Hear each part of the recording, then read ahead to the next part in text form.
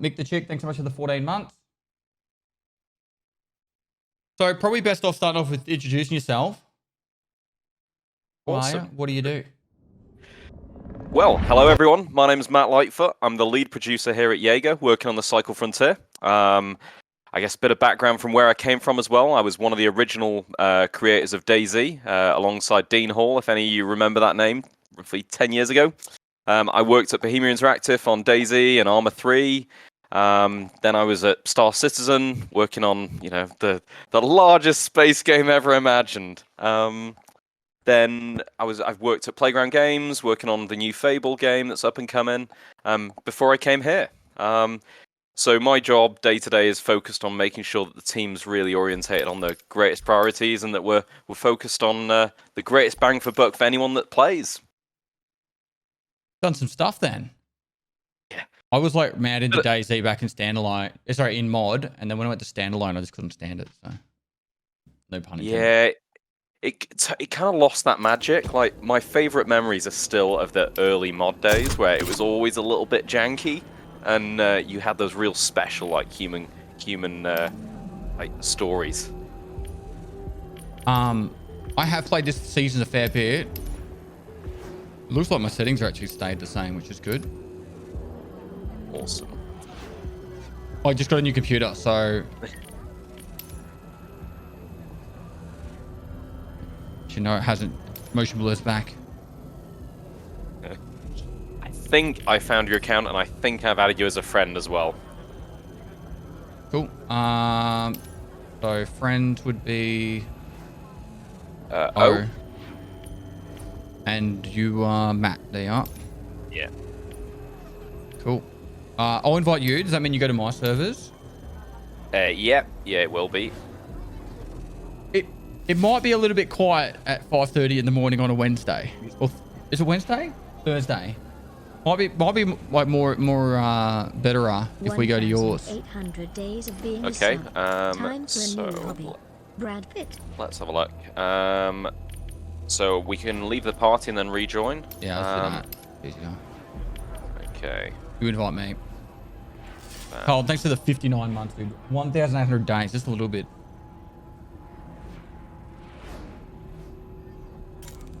Awesome.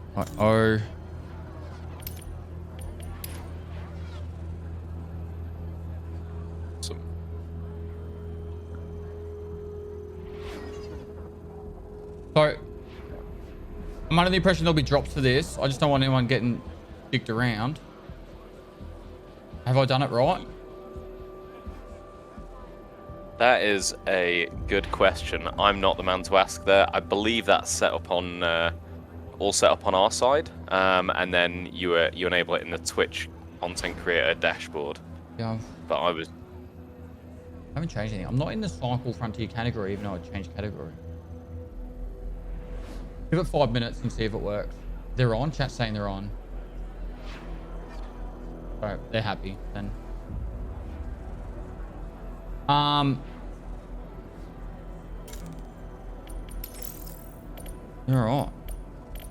I won't go full grub and go bulldogging.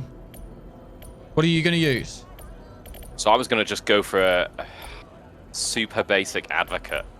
It's my secret. It's my dirty hobby. Like, I just love that assault rifle. Well, I'll go scrapper. Should. So there's going to be a fair bit of rework done to the actual station itself. Is there going to be a way to actually go to a shop without actually having to run to the shop? So we're doing some shop rework, but we won't have one unified shop, just so each of them still has their kind of like unique selling items. But that we do have a big like long-term development beat to like also revamp like how you buy things and also which items you get where. So don't expect that. Most of it's going to be cosmetic and about being able to make it easier to move around the station as well. Yep. A little bit more interesting. And to freshen it up, obviously. I hope you know how to use that. Alright, meds. I need that. Are you based out of Germany? Yeah, so I'm based in Berlin. Been here about 6 months now, but as you can probably tell from my accent, I'm originally from the UK. Yep. Yep. Also, if you German? want, if you... I'm Do they make you speak German in the office? No, we're a pretty much English-speaking office. Yeah, the German is saved primarily for jokes. I'm just going to restart my client as well. Yep. Just so we can actually get straight onto the event if you want to as well. Because we've got the end of season event running. Yep, that's fine. Sweet. I saw your massive cross-Europe adventure as well, including some UK mountains. Yep, I'll do it in 3 peaks challenge. I'm excited for that. Nice. My inventory's full. Oh well. Too much crap. I guess we'll just have to die a few times. Yeah, exactly. That's my mindset. All right, just start her up whenever you're ready. Awesome. I'll invite you then. If you don't care, I'll just talk to my chat just directly over here and stuff like that. Yeah, totally. Don't worry about it.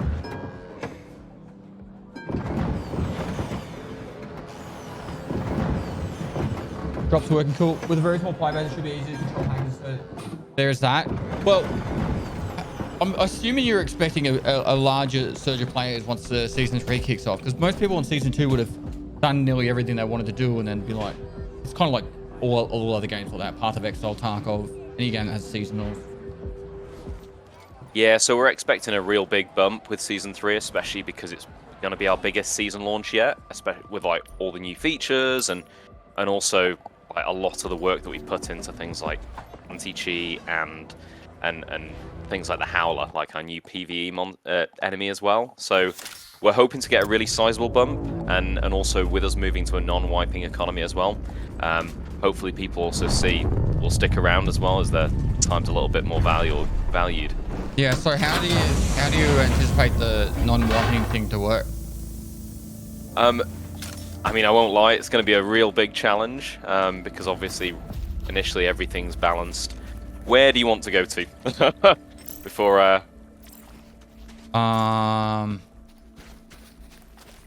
Creatures in the Jungle is the only one I've really got that can do here. I'm pretty open just to cruise and talk, bro.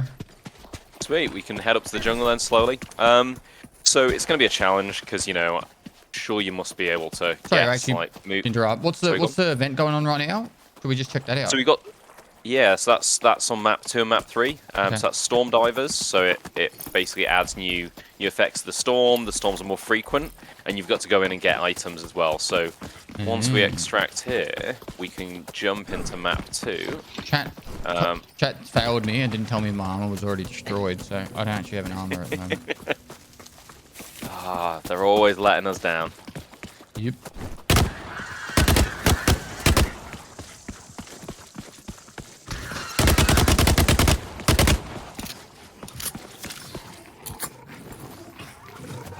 Yeah, boy.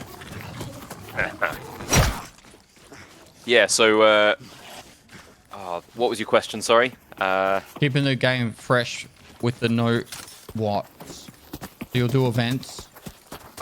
Totally. So we will be looking towards events as well with season 4, and then also it's about making sure that, you know, some of the top end items are difficult to get and a lot rarer. We've also added quite a few new weapon variants with season 3. So there's a lot more different weapons that you can find, and that really incentivizes, like, you know, players to really search every nook and cranny, rather than just kind of going through to the top end loot places persistently. Yeah, because you're pretty much like on the second map in particular, like pretty much everyone is the Pinnacle Labs up the top right. Yeah. Like that was like just the main farming. I just go there with a bulldog and I just farm there non-stop. Yeah. Especially when everyone's done the really hard work of collecting all the items for you. Yep.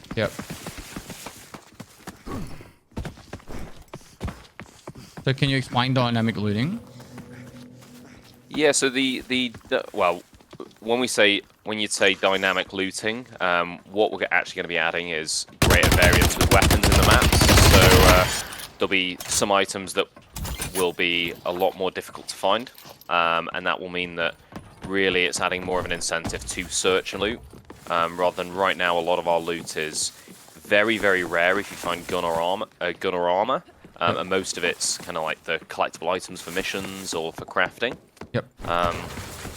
So we're going to be expanding the loot first, and then we're also going to look to see how we can also expand crafting. And there's a few things that will go live next week that still under wraps, and we've managed to hide from the FTG group, with being able to craft with loot items.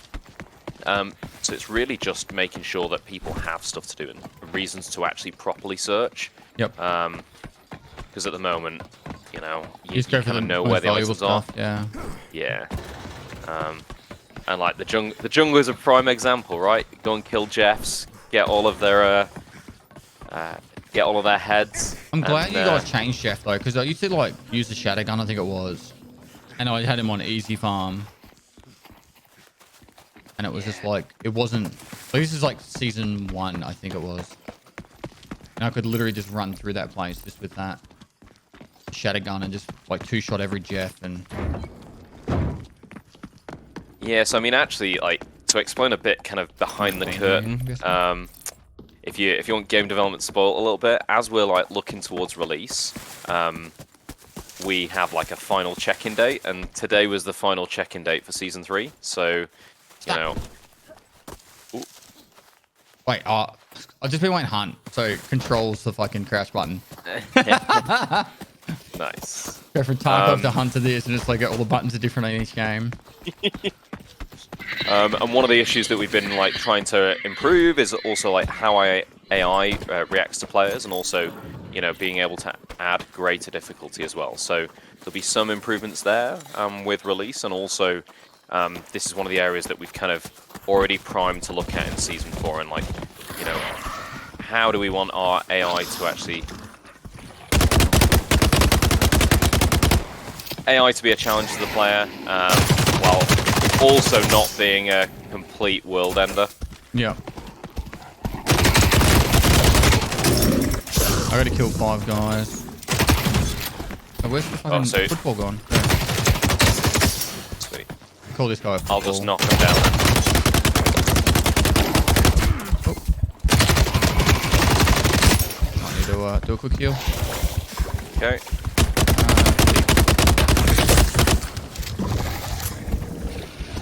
Oh man, we get used to this again. In a minute. Okay, I'm gonna leave Jeff now so you can get your kill. Summit was the one that named it, yeah? Yeah, I think so. Back at the start of season 2.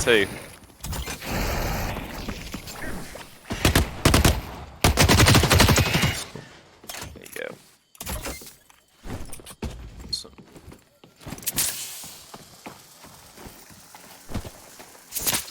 Oh, The voices are drowned out by the shooting, or I'll turn the volume down a touch.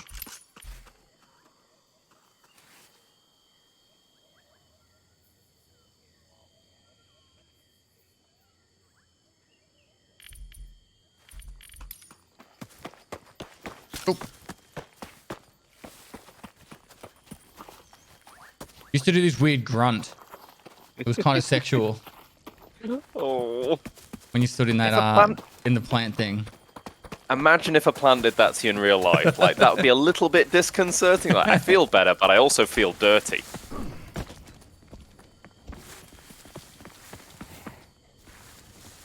Okay.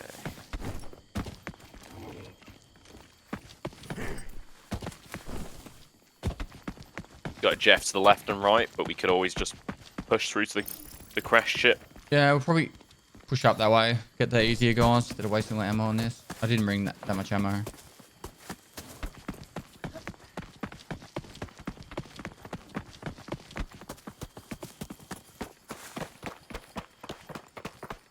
So the new season starts like next week, doesn't it? Yeah. So on the 29th is when we're intending to go live. And we've kind of several of the big focuses for the season are about being able to make the game a little bit more... I don't want to say accessible, because I think that's got a lot of negative connotations with, you know, hardcore gamers, but it's like, you know, reducing the amount of time from going out of one match to the other with free loadout runs, so, you know, you can kind of remove your gear fear by being able to use free items every so often. Yeah. And then also we've got loadout presets as well. So you can set your favorite preset and then automatically buy it. Anything that makes people play more is a win. Because, like, as in, like, so one of the things I hate more than anything is, on Tarkov is how long it takes, or how much time you spend outside of the game. You actually do inside.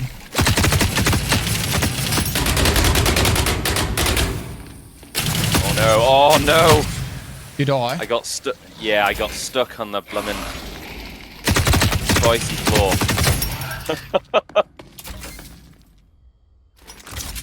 Look at all this gear. This is Now you get all of my swag. paid to win. I wish I was paid to win. I'd be terrible at it. I have a shield. I actually have an armor now. Did you have a helmet on? I did. It was a green helmet, I think. In my infinite wisdom, I was like, I'm not gonna need to go sweaty loadout. Boy, do I regret that. Alright. The exit's pretty close anyway. Game sounds too hot. Didn't I just turn it down? Alright, I'll try turn it down a little bit more.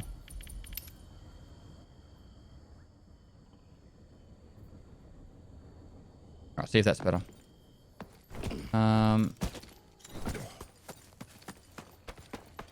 Gina doesn't care if you're a game dev. Yeah, where's the I win button? You just nuke the server. We've only got that on our dev builds, and even then, sometimes we get shouted at for using them in playtests.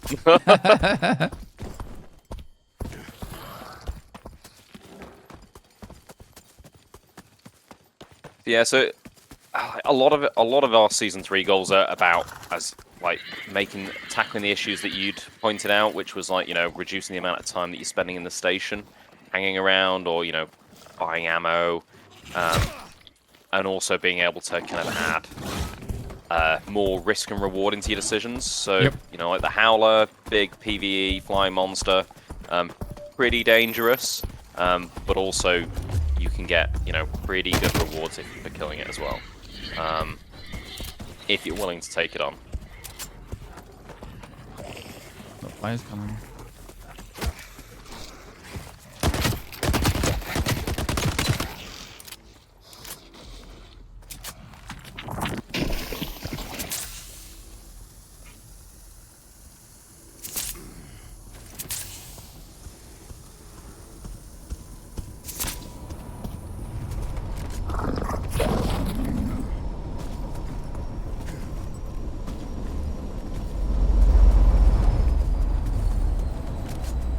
They're hiding on me.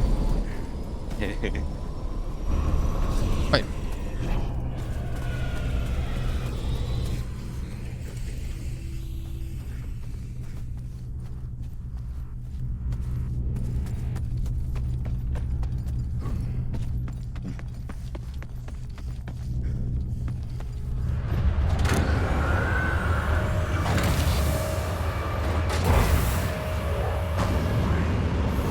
Confirm PvE mode, please. I don't think, like, the game doesn't need a PvE mode. Otherwise, people will just get, I don't know the word. It's like if Tarkov was, like, PvE only. You need to have that sense of risk and fear. Otherwise, you'll only ever, you'll just become monotone. Your heart rate won't change. With what I'm trying to go at. Yeah, I mean, we have discussed it pretty significantly internally of, you know, what would it take, how would we want to do it, because there's lots of different ways of being able to do a PvE mode, whether you went down, say, the Path of Exile route with, you know, different shards and things, or whether we went down, you know, a more, hey, you can do one every so often, and or we potentially have it unlimited, and it caps the actual loot spawns as well. So you actually could go in there with far less risk, but there's also far less reward. So it really incentivizes people to take a risk.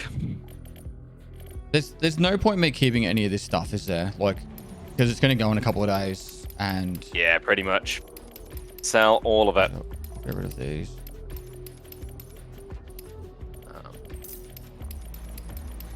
I head to Europe on Friday in about 40 hours time. I won't be taking my computer with me, so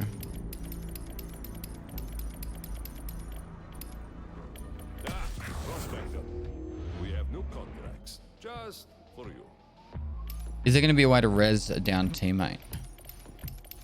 Not with season 3, because we also want to make sure that trios aren't just able to persistently stomp.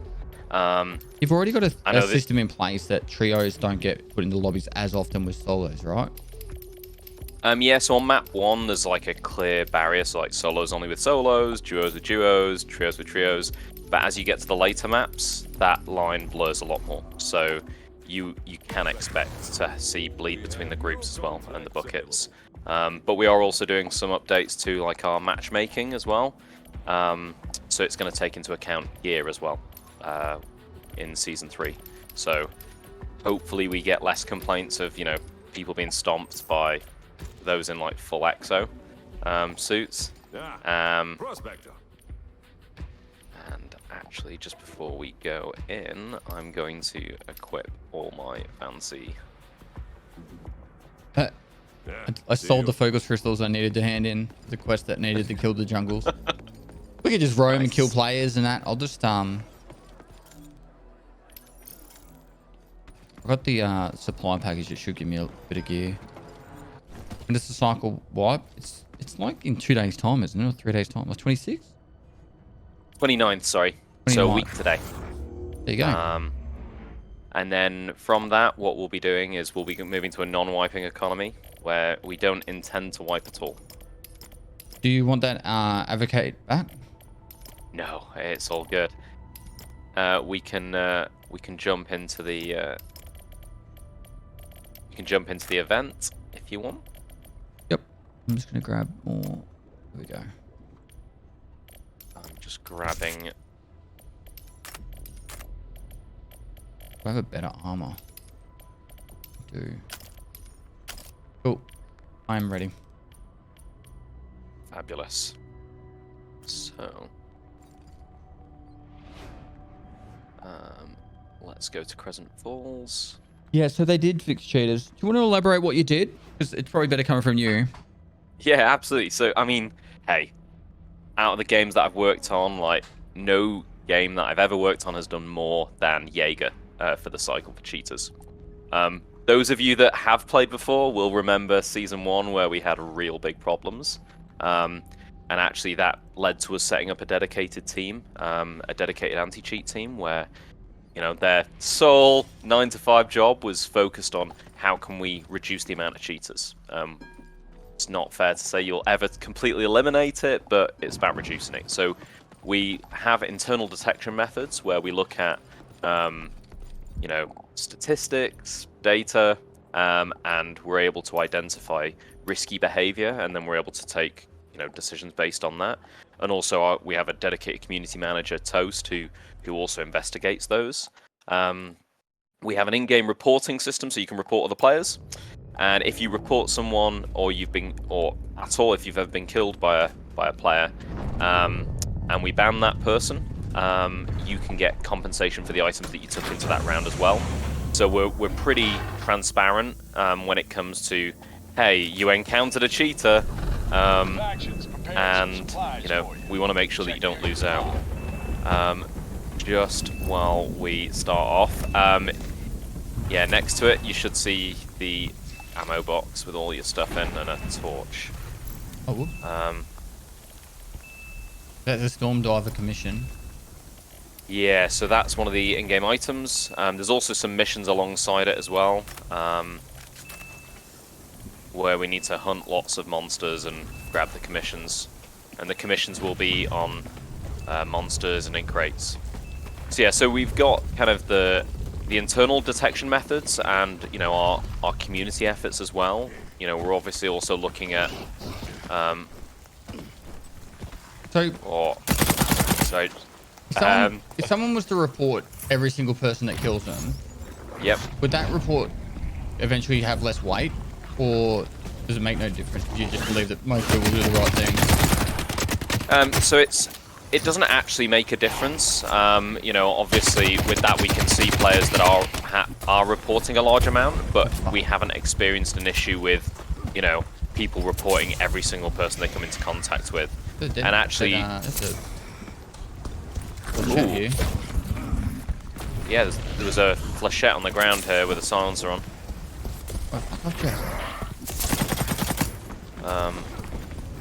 Oh, and there's another body up here.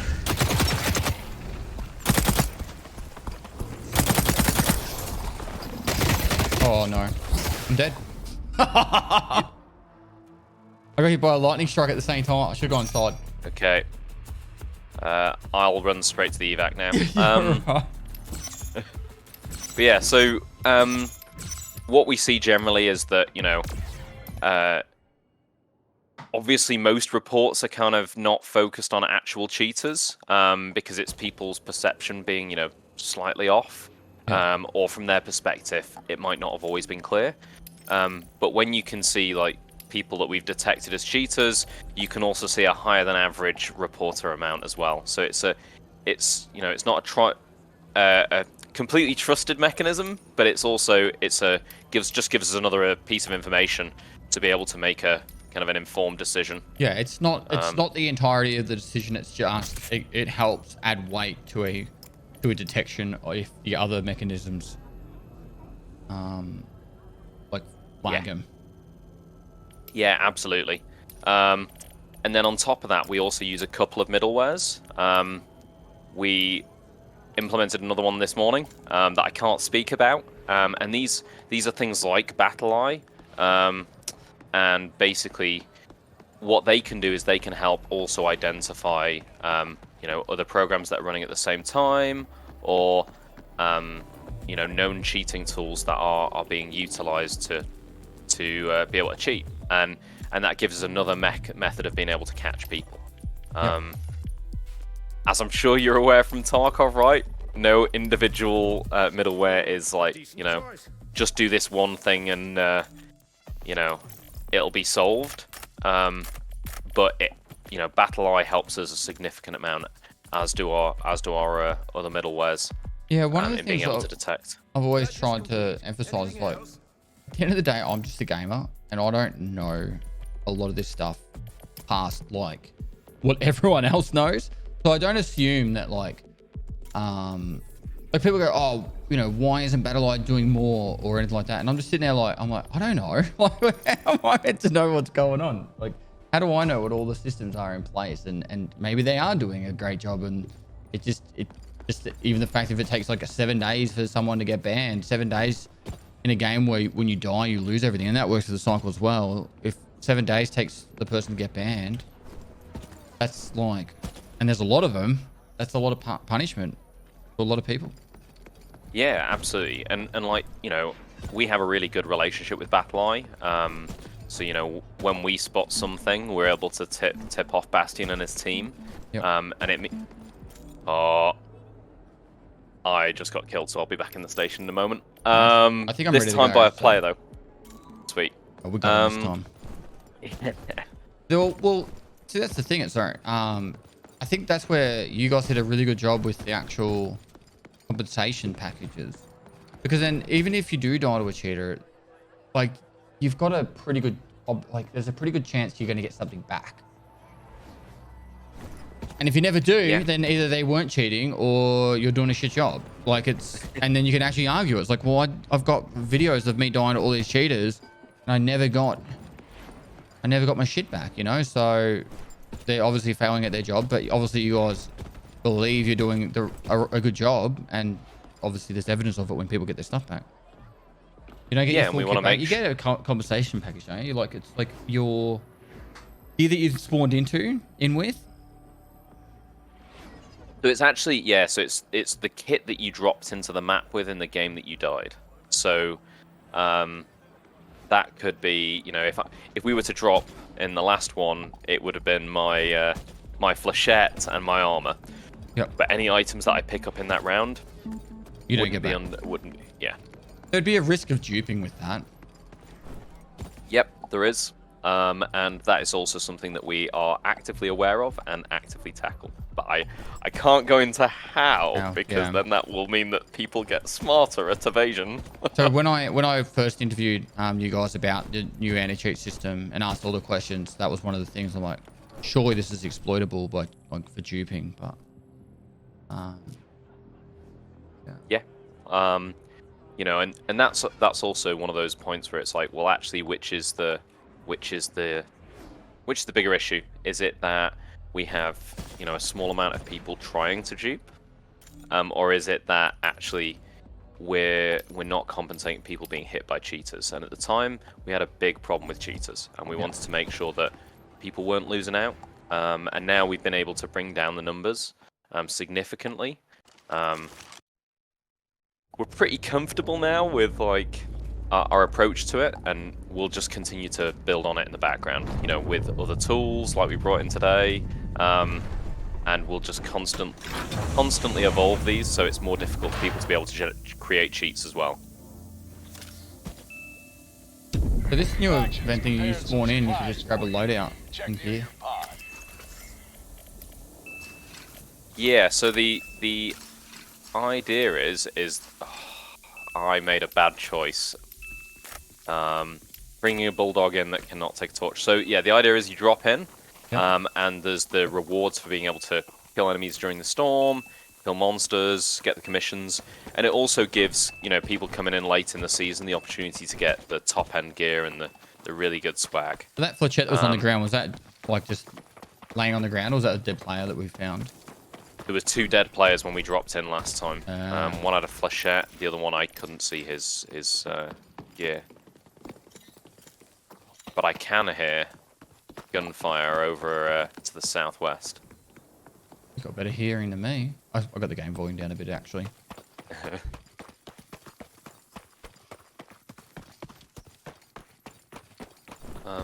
I just saw a question in your chat there, is how are we going to keep the game fun in a non-wiping economy? So beyond, you know, just our balancing problems as well, you know, one of the things that we'll be looking at doing, a terrible analogy that always comes to mind is it's like a train running along a track, and you've got to lay the track faster than the train can travel. And that's what we've got to do with our end game content. So, you know, when people are hitting the end game, we need to make sure there's more challenges and more things for them to do. We're releasing some of this already in one of our early Season 3 patches, which will be, that we've already announced, which is Badham's questline. Shots there. Yeah, there. 165. Yeah, seen. I've only got a bulldog, but it looks like they're probably going for extract. So yeah, so the end game questline will give you people unique cosmetic rewards, and oh, that hurt. It's also, it's kind of like the way World of Warcraft, when they release a expansion or whatever, they don't, there's like, they don't let all the dungeons go straight away. There's like multiple things, and then like it doesn't all just get all the content finished instantly. It's meant to be constantly new content for a while at least. But imagine you guys have got some sort of strategy like that, right? Yeah, yeah, pretty much. And now we're planning out our Season 4 goals. We're also taking that into consideration, is what tools do we need to be able to help us. Where did this guy go? They're just heading south. Two of them. Okay. Try not to sprint. Are you right behind me? Yeah. Go on the direct path that they were in. Okay.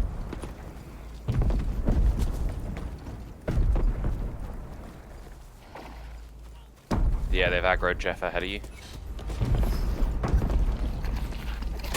Oh, fuck, he's seen me. Yeah. I've lit him up. He's nearly dead. He's got blue armor. He's dead. down. One dead. One dead. Nice. Just healing real quick. The other one's on the low ground another- somewhere. Yeah, he's in the... He's got me, half health. He's in the river by the elite Jeff. He's lit up. I lit him up. I'm dead. Man, he's got a good gun. He took me from 2/3 to dead instantly. Yeah, Jeff just killed him as well. He's got a brute. Yeah, it's alright, Jeff killed him. I'm dead, but you can get him. You can get all the loot. Sweet. I'll grab your gear. We're right Oh, next to an you- extract. I did 69 damage to him. Nice.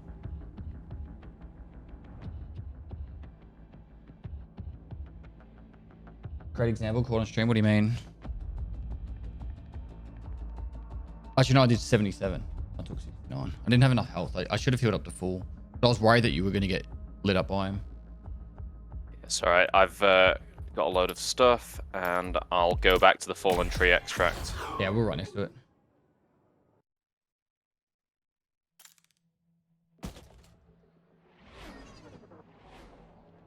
First guy we gave a bit of a fright to once we shot back at him. Yeah. On the upside, I now have a Brute and a Phasic Lancer from that team that we just killed. Cat's like, Matt, better hand that brute over. Okay. Yeah, so talking about endgame content is we need to lay the tracks faster than people can play it and be able to provide content that is like engaging for top end players. So I might not make this. It's just announced. The storm. Yeah. There's like 2 minutes to the storm. Yeah. Yeah, I'm not gonna make it out, I don't think. Are the drops yeah. for cosmetics? What are the drops at the moment? That is a good question. Kev, who's in the chat, he's one of our community managers, and he'll be able to give more info. I also messaged you in Discord as well, something. I can't open my Discord, otherwise I'm going to show it on stream. Okay. Actually, I'll do it on my phone. Smart man. So yeah, I've got you up on the screen. Yeah. Evac just got disabled.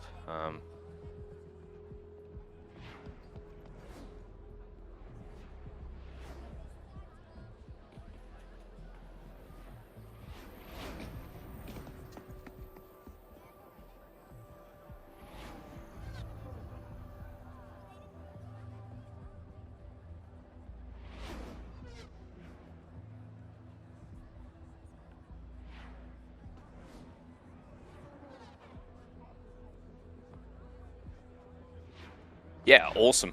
That's totally good. Just one of our guys knocked it up today. Yeah, looks sick. What will the balance be of top end players versus casual players? So there's an in-game MMR system, isn't there? So we've got a matchmaking rating in season 3 at the moment that's currently factoring in primarily kill and death rate. The KDR, but then there's also like you've got maps, right? So obviously the biggest fear, I guess, would be getting a group of like guys in purple gear rocking up to the first map and just stomping on lobbies for the fun of it. I think that's probably most people's biggest fear when they're new to this game. Like, oh, how did I just die to these guys running purple on the first map?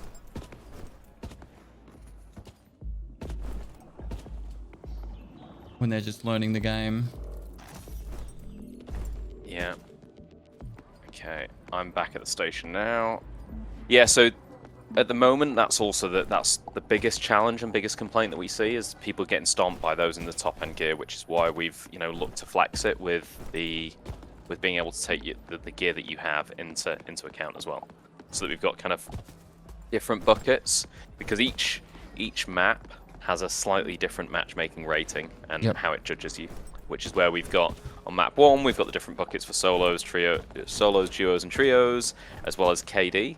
And then now we'll be augmenting KD with gear. Yeah, so there'll be like a that hidden gear score, and if a gear score's above a certain amount, it'll put people against people with the same gear score or more. Yeah. Makes sense. You don't want the first person that plays this game, and they're like, I think it's pretty simple when you first load into the game, and you go, all right, this is where I've got to get to, and then what happens is, and it's the same thing for everyone. They always go, ooh, piece of candy, and they get excited over like random shit as they're running around, and then they end up dying because they just got too greedy. But if they can never even get an opportunity to get to the extract because they spawn in, and then there's like, you know how like you can see people spawning in, and there's just like 3 dudes just like stomping over like bloody the Hulk just over to kill him. That's always like the most anticlimactic experience for people when they're just trying to learn a game. And we want to have those tense experiences where, you know, people that are going in always have a chance. And, you know, you feel that, hey, I died because I'm bad, rather than, hey, I died because I never had a chance to begin with. Because you mentioned earlier, like with the PvE mode, you know, the real magic in extraction shooters and these sorts of games is that you have that fear. Yeah. You have that real tenseness. So that's what we want to really breed. Well, I just say I'm ready, and that's it. That's all I have to do. Yeah. Because you're going to bring in the brute, right? Yep, so I'm bringing in a brute for you, and I'm going to grab my advocate. Ever thought of see Pestily on TCFE ever again? I played it, I reckon about 2 months ago. Actually, you know, just before the end of the year. It would have been like November, December. I went hard for a week. Pretty much did everything you could in the season. And then I was like, well, I've done this season, and I kind of just logged out. That's why, like, I've got pretty much my... I wouldn't say fully upgraded, but it's 2/3 of the way through the upgrade of the quarters. Yeah, like... I don't know. To me, the new map wasn't enough to keep me playing long term. We're about halfway through upgrading the headquarters. Okay, I'm good now. I think one of the things that most people would find, I don't want to suggest this and everyone hate it, but some people just love trying to be the best. And so potentially like a leaderboard could really keep sweaty players playing longer. But I hate leaderboards personally. It's also, what would you judge people off? Would it be kills and deaths? Would it be successful extracts? You could have separate leaderboards for each, but you'd have to make it just the end map, so then that way it's not people stomping lobies on the easy map, you know. Just isn't there? Is that my crate? No. Oh, did I pick up the wrong crate? It's just a crate. Is there more than one? Yeah, there should be. Should be one per... Oh yeah, there's another one here. Ah, yep. I'm just blind. Yeah, sorry, I grabbed the wrong one. No, you're right. It's not the first time someone from the UK has stolen things off the Australians.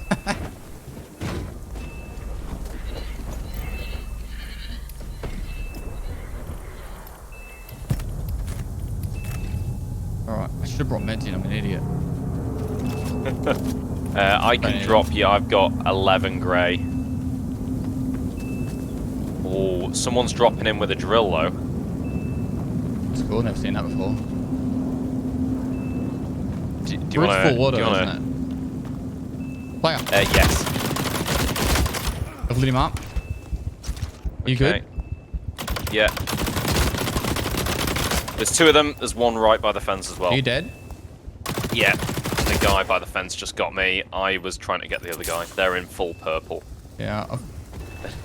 Someone heard him.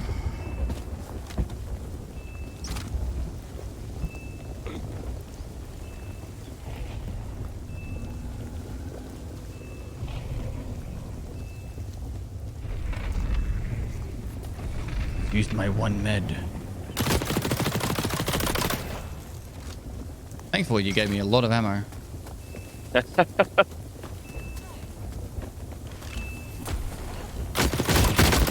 Nah.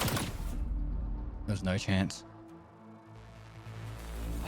Well, They were running a brute and a basilisk. Brute and That's Bazzy. the one. Yeah. Fuck, how much damage did I do to those guys? Damage dealt 137. 60. That is not all my damage. Surely not.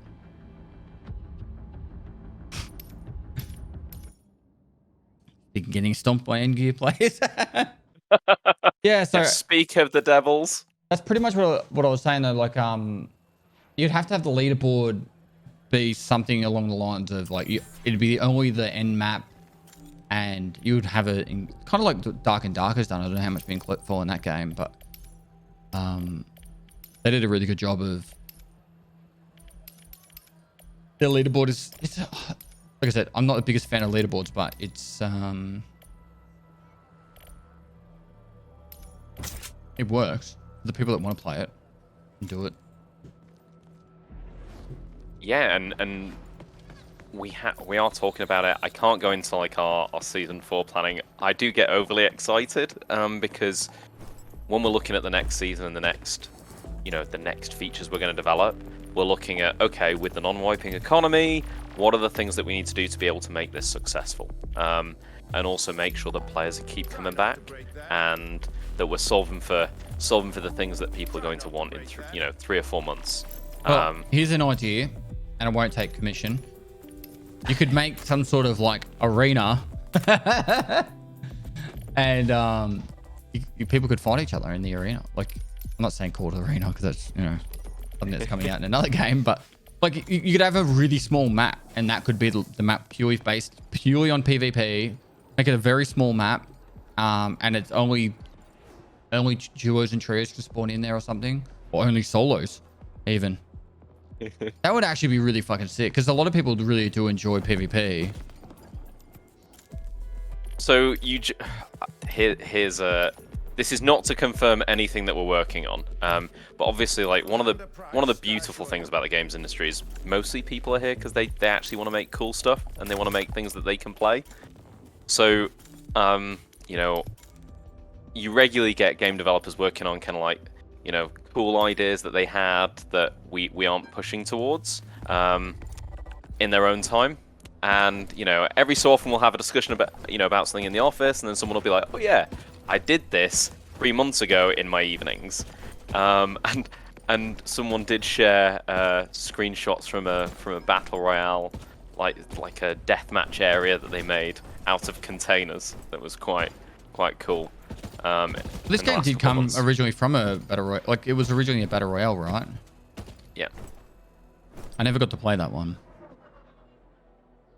It was very, very different to the Cycle Frontier, and actually, we revamped the project so that we were really orientated towards the actual what we wanted to make and the actual gameplay experience. So there were high stakes, and it was anybody could pick it up and play it, and it was more accessible. And we're slowly stepping towards that, with the free loadouts and the loadout presets, but that was kind of why we shifted from the old cycle to the new cycle. Alright, this is my box. Don't forget to pick up those storm supplies, Prospector. Should be next to your pod.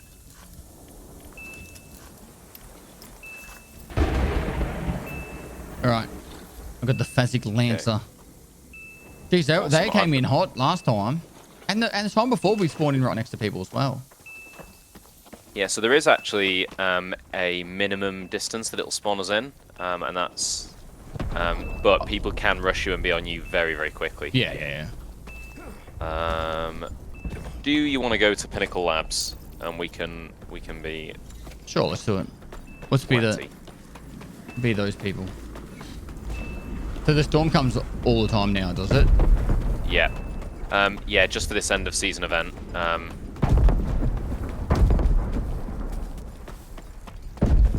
And it's also because we find that a lot of people generally extract when the storms come in, because it's a whole different type of game when you're running around in the dark. Oh no! Oh, God. You fell. You die. Did one Let's job. never ever talk of this ever again. Where did you die? It's embarrassing. There's some good stuff on my body. There's a Gorgon. Is it down the bottom? Yeah. Look, he's a dev, not a gamer, chat. I'm really good when no one's watching, I guarantee. Yeah, he got all his loot legit, right? He didn't give himself using his secret dev code. Where'd you die? It's really, really hard to give yourself items through our backend database. I actually don't know where you died. So as you were jumping across the river, you'll see there's a branch that's in the middle that you can jump across to. And if someone were not to be able... Yeah, Flechette and a Gorgon. And a Gorgon. There. Never used a Gorgon. Somebody coming. Did you have a backpack on? I did. It was a green backpack with another green backpack in. I can't see it. Probably don't use the Gorgon. Okay, listen to you, chat. Bait people in. Oh, yeah. Well. I can't see your backpack anywhere. Maybe that's been lost to the ether. Yep. Alright, well. Go find the players and head out. I'm sorry, we had fantastic dreams. Well, I'm in the storm now, so...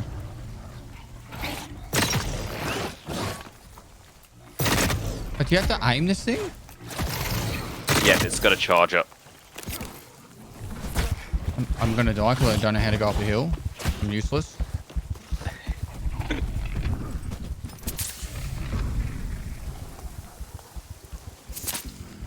Surely the Gorgon does a lot of damage, right? Like, it didn't seem to want to kill that guy. If you can get it honed on someone's head, it's superbly strong. You can really just turn people into paste very, very quickly.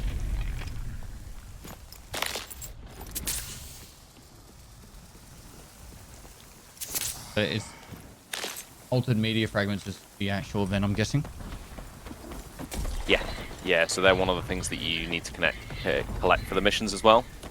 And also one of the things that some of the people in your chat are raising as well is, even though we're moving to no central wipes, one of the features that we are currently exploring and designing out, Pierre, our lead designer, is working with his team to be able to figure out what do optional wipes look like. So if you get to the end game and you've got all the gear and you're like, hang on, I kind of want another challenge, what would optional wipes look like? How would you be able to choose? What would the benefits be? Also, what would be the things you'd have to give up so that, we can also tackle some of the methods of potentially exploiting that. So, players don't just dump all their gear to their friends before they wipe. But also there's incentives to do it as well. I just did the fast extract method. Nice. There was 2. I will try my very, very best You're right, mate. to not let you down. Well, obviously there's tried and true options like prestiging, and then if you wanted to do something a little bit more unique, you could probably go down the path of something like seasonal currency. So to buy the best guns, you only have, let's say you're using certain medium type fragments to buy the best guns, but then the next season you have to get new media fragments to buy those guns, and it would take a specific amount of time to farm those up again. Then that way they would have, it would kind of push the top gear guys back down a little bit. And a bit of gear fear on like specific guns from specific seasons might only be limited to a season. Yeah, I mean, one of the changes we are making as well is to buy the top-end guns. It's not just the Kmart currency as well. You need to use faction scripts, which are a mission reward. So it also incentivizes kind of top-end players to actually still engage with the missions. And it's another way to be able to constrain just purchasing top-end guns instantly. And like their ammo and and the things required to run them are also a lot more expensive. Like the Brute currently being one of the most powerful weapons and having light ammo, which is also one of the cheapest, kind of, doesn't really make, common sense. So we're also going to be we're also introducing additional ammo types for those top-end guns, so it's more expensive to run as well. Think like match-grade ammo or Purchase complete. Anything else? special rounds. That'd be pretty cool. I've always wanted like match grade ammo for snipers in every game, but I don't think I've seen a game implement it well yet, or at all even. It's all. I mean, also it's when we talk about it, it's going to be an ammo type specifically for those weapons. You won't have the option of using one or two. It will be one ammo type per weapon. Because when you start having multiple ammo types for the same weapons, then it's a lot more difficult for people to actually figure out, well, what do I need? I think if you land a good sniper shot with a sniper rifle, it should kill. Maybe not. I think originally in this game you had it that it was the first sniper rifle was one-shotting in the head pretty much up to like blue armor or a blue helmet. And that's all everyone would run, that and a pistol at the start. So then you took that away, and now you've got it as... I think it always does. You have to have like the... If you've got the base armor helmet on, it doesn't one-shot.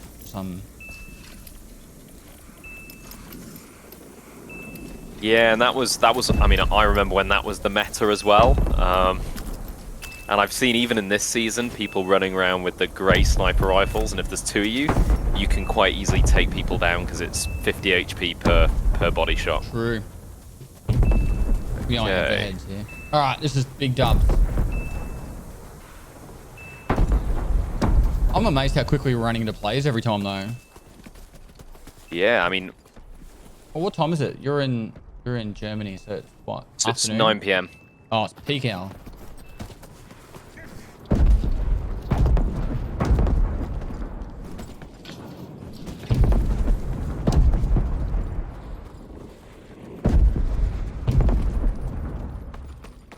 Also, I'm going to have to show this off, but if you just turn around for a second. That mean you're a dev when it's just Jaeger like that? Yeah. So we've got a couple of items that are, Hey, your bird dev. did that? Yep. Yeah, that was me. How do you do the F3? Yeah, F3, and then you'll be able to pick your banners. What's my name, Alex? Is that my Steam name? Must be. No, it's not my Steam name. Why is my game Alex? Generally, I don't know what your Steam one is, but that was the one I'd added. It used to be on Steam. I used to have it as Alex because that was my mod, and I used to like troll him by playing as his name. It could be then that that was your Steam name when you first played the cycle. Maybe when I played this season. Yeah. Started the season.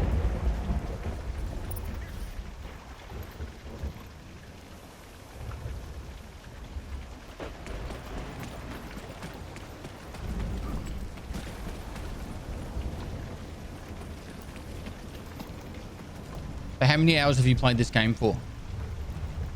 Ooh, good question. So since I actually joined, Jaeger, so I joined at the start of November, I've had about 230, 240 hours. And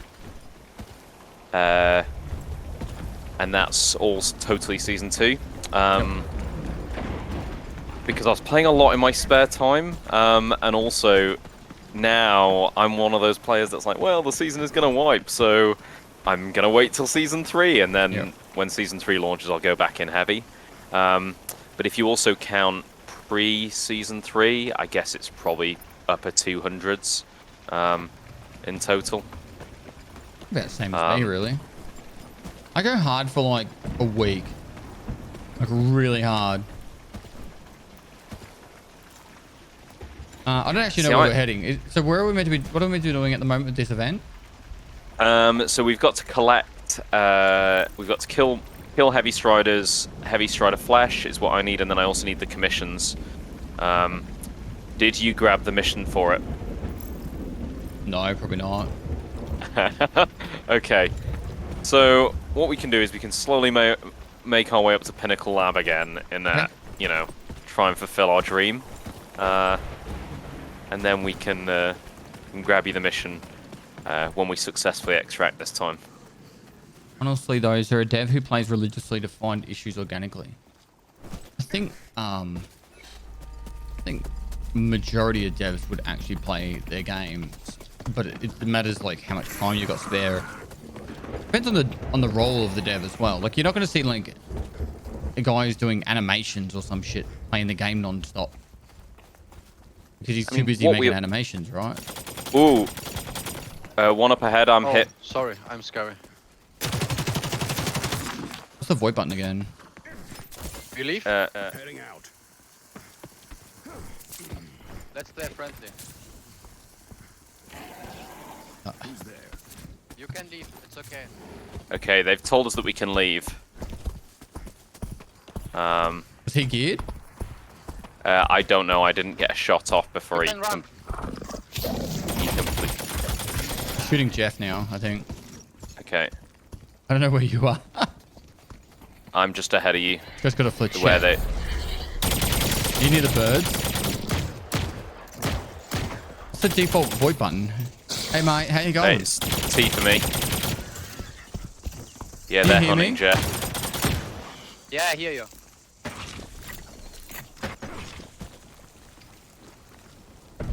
Can you hear me? Yeah. Okay. Sorry that I shoot you. That's all right. You have to put down all your gear on the ground now as ransom because you shot at us. No way. No, yeah, yes way. It's the law.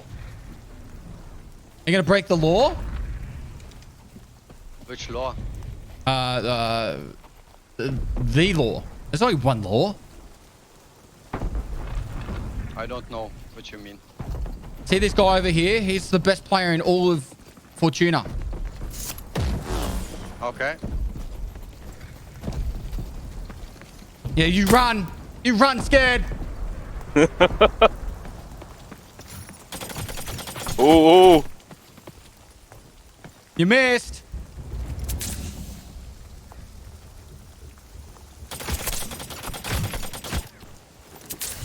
I kind of think they want to fight now. Oh, he melted you. Oh. Yeah, he melted me. I got him for... Oh, he died. What did I get him for? Did he? You got hit by Jeff. Excellent. So, you should also loot my body again. You can get your next loadout from it. I'm gonna die. Yeah, because he... Oh my god. I think another group might have rocked up too. Yeah, another guy did. He had a Zeus beam. Oh. I think I died to the Zeus beam. Surely that's not just hanging out, right? Oh, no, I died to Alex.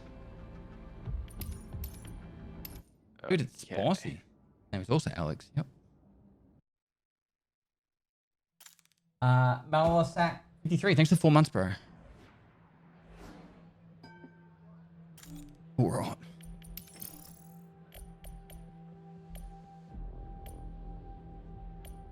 Yeah, so we're talking about devs playing. So we actually have a lot of we have a couple of playtest sessions throughout the week as well.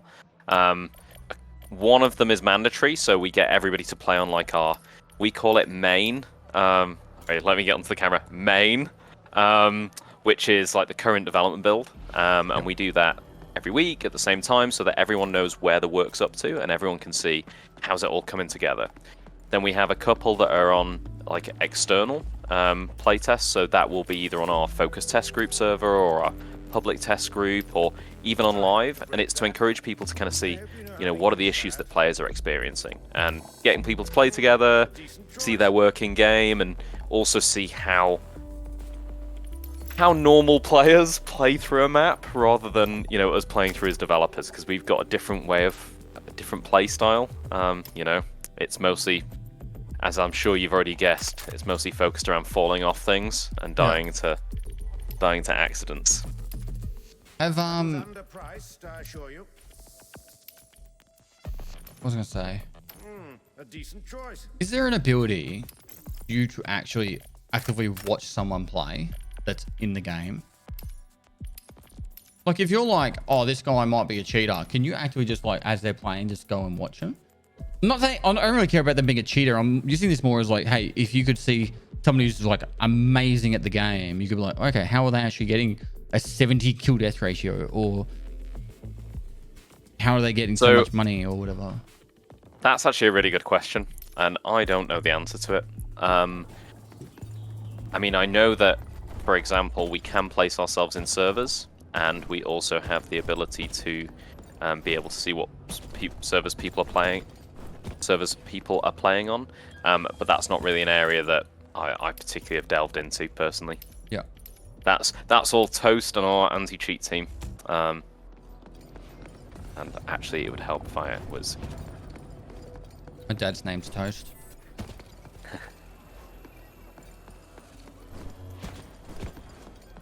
Is that his nickname or his real name? Streamer name. Ah, nice. It's like that'd be a great name for a passport. You know, if every time you went through border security, it's like, hi, I'm Mr. Toast. I've actually pushed. Well, Germany was always on my third trip to Europe. I don't know when I'm actually going to do the third trip at the moment. Potentially might be pushing it back quite a bit. Yeah. It'd be cool to come and Germany is come and lovely. see the crew. You guys are in Germany, yeah? Yep. Yeah, we're in Berlin.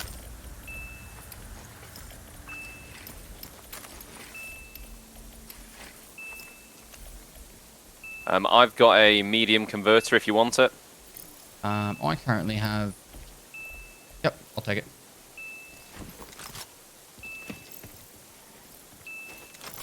Danke.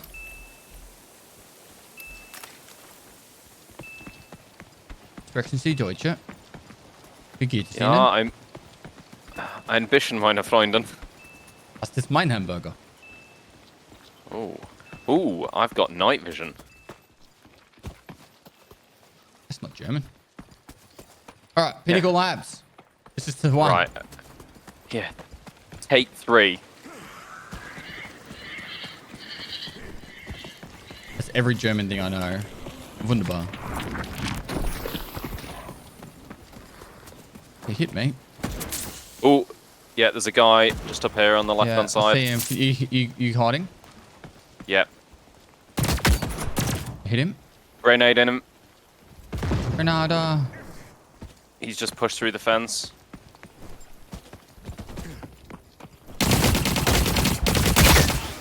Did I trade with him?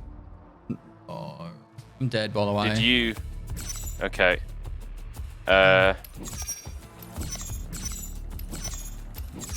Yep, you did. Point blank, shot him in the head with a lancer.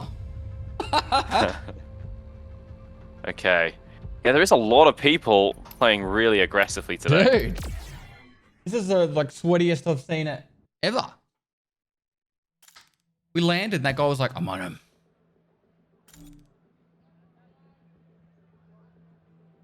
I hate burst fire guns though.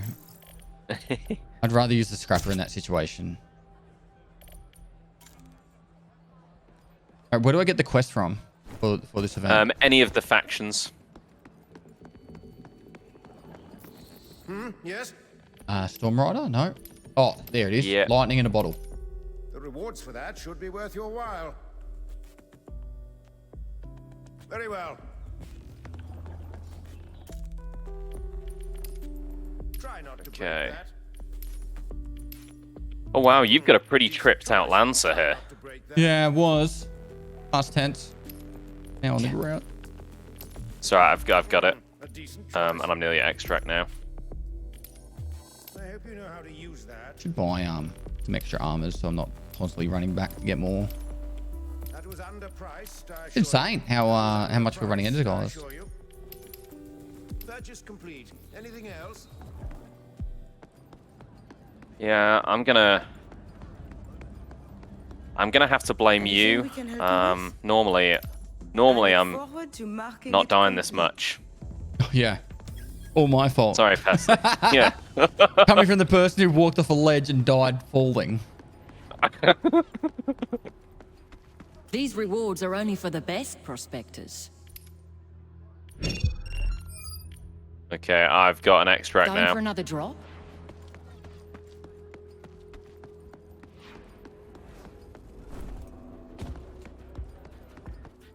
Ah, prospector. Ah, that should be easy for you. Alright. Until next time. Fights at Crash Ship Jungle were awesome before they nerfed the mobs and loot. There's still plenty of fights, so what I played. I'm gonna put the kettle on. What are you getting out? Are you out? Yeah, it's just pulling out now. Do you want your Lancer straight back? Dude, I hate that I can gun. drop in with it. I was like, everyone's running all these sweaty guns, but you know what? I'd probably like I killed that guy with a scrapper before. I'm probably better off just using a scrapper. I feel like I can out aim most people. Just a matter of I've got to survive the initial engagement. So, Keemanog in your chats actually pointed out a really good issue. So, you know, we are balancing as part of our whole new player experience and first-time player journey. We are refactoring the game to be slightly kinder to new players, and also making it so that the quests that you get when you first come into the game are a little bit more simple and don't chuck you in at the deep end right from the start.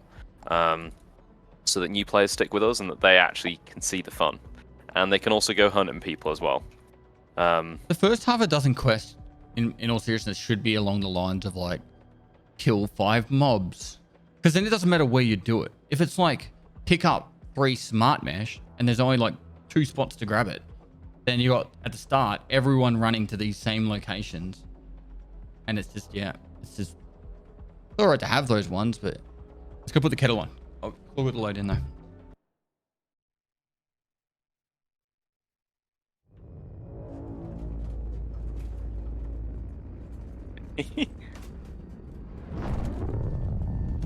I think I speak on behalf of everybody in the chat to I loved your Twitch dressing gown.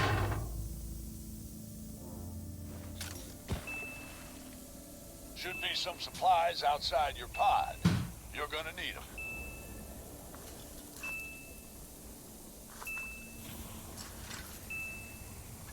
Alright. Oh, I'm decked.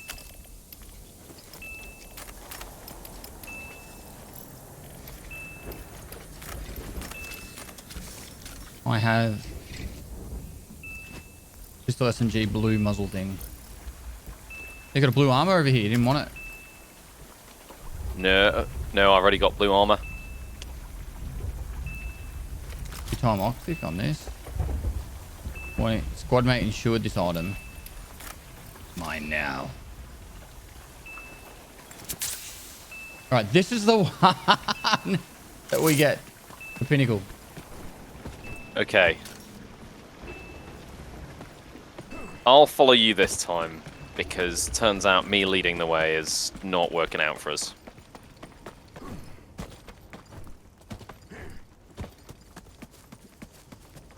I honestly need to have the audio up as loud as possible though in all these kind of games, just so I can hear people before I see them. Actually, should go around, shouldn't we? 2x on a scrapper. Oh my god, chat, get out.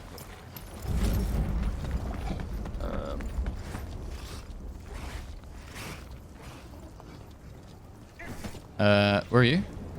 I'm gonna go down to go up the other side, but I'll meet you at the other side. Righto. I'll trust that you know what you're doing. I mean, based on my historical performance, that's a big bet. You go, I'll let you lead the way this way and this time, and then you don't follow me, so... Yeah, I'm sorry. Oh my god, aim pest.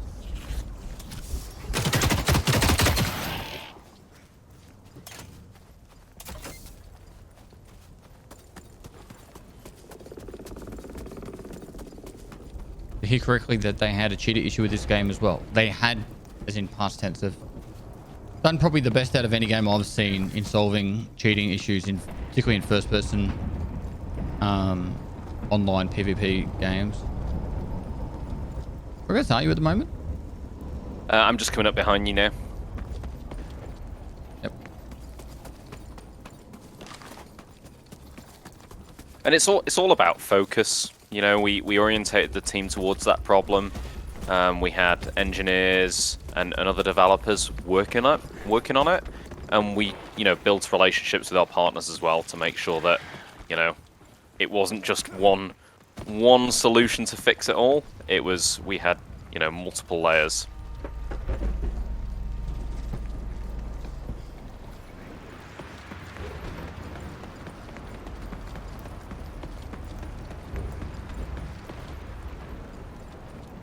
It's the old Swiss cheese analogy, you know? Yeah. I think Goat spoke about that on his YouTube video. Yeah. And I really hope that, you know, the Tarkov developers can, and Nikita and the guys can really get a handle on it as well. Honestly, I just want it to be like that across all games, not just Tarkov. Like, there's so many games I just... Extractor games obviously are more punishing, but it still sucks when you play a game like Apex Legends or Call of Duty and you're like doing really well and then all your efforts are just wasted. Because you just see a dude fucking killing everyone all over the place, you know?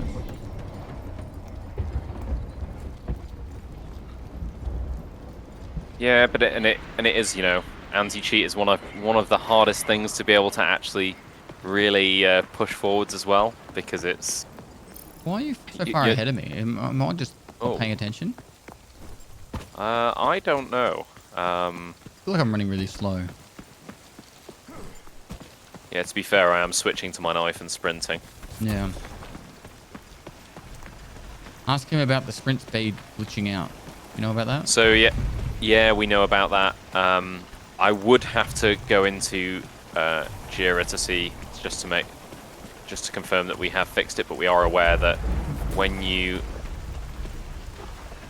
have your character can get into a state where the run speed is capped, and that is not as intended. The speed has dropped. Need to take damage from creature.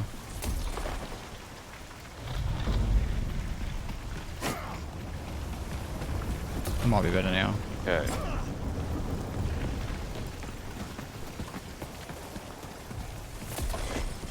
Damn it, Pesh, you made him lose his train of thought on the anti-cheat topic. I don't know what else you want us to say about it. Done a good job at solving it, and hopefully other games can fix it too. Yeah. Oh. So we need to pick up these things. Yeah, as I was saying, it's one of those things that developers really, you know, just need to put time and focus on, because it is extremely difficult, you know. So I also hope that all games do that, especially multiplayer. But it's okay. I'm disorientated. Where are you? I'm nearly at Pinnacle Labs now. But I was being chased nearly by at the Pinnacle Labs. Did you go up the left or the right? Left side. Okay. Are you shooting up there? Yep, that's me. Okay. Boris, thanks for the prime, bro.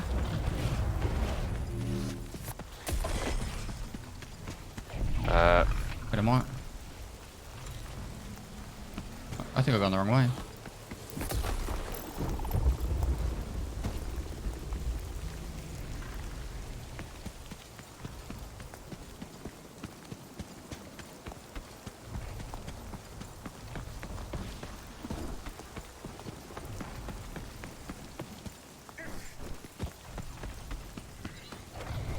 You hit the bird's end?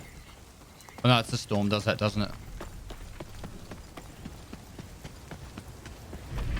Oh no. Please don't die. I'm nearly there. Where are you? I'm nearly dead. I'm underneath. Get on the roof. On the left side. Yeah. I'm just healing now.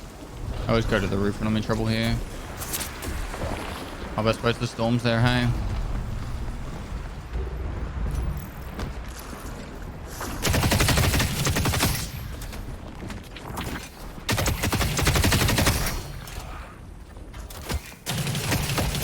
Something just hit me in the back.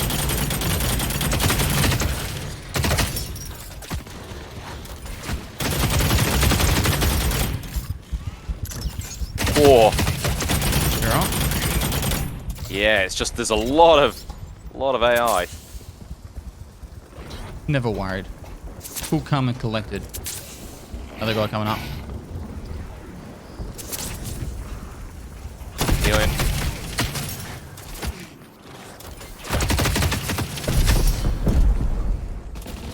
Oh, wait. Nice.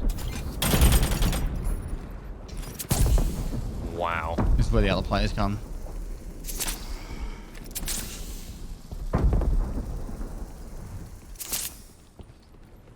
We just wiped out 3 generations of a Strider family there.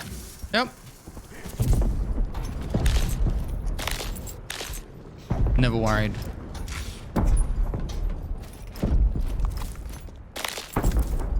There is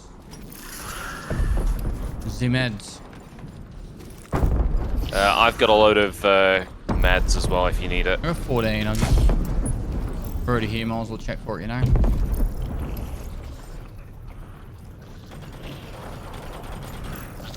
You on the other side shooting the jet?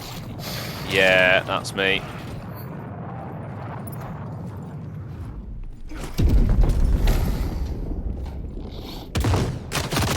Nice. I think there's a crate around here somewhere. Don't mind me just looting next to you.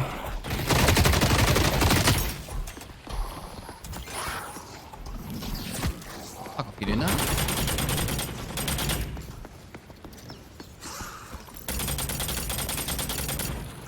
Where the bulldog's strong.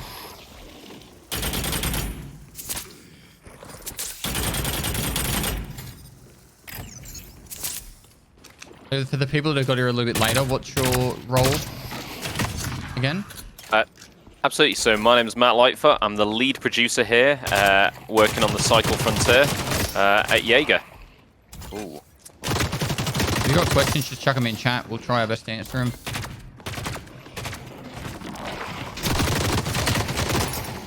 He's about to drop.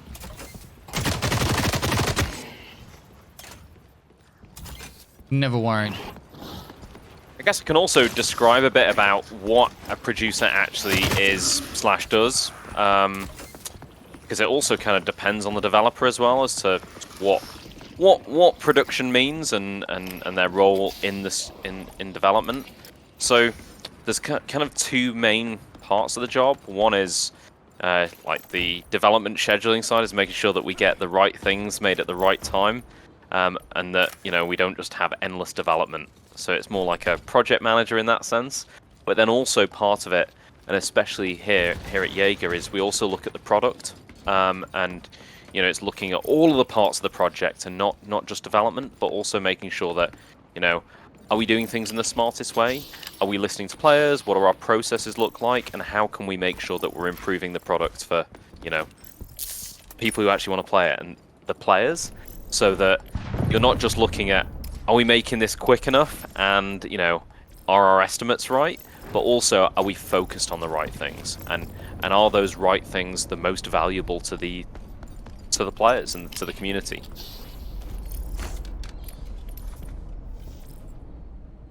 Can you tell us anything about Star Citizen?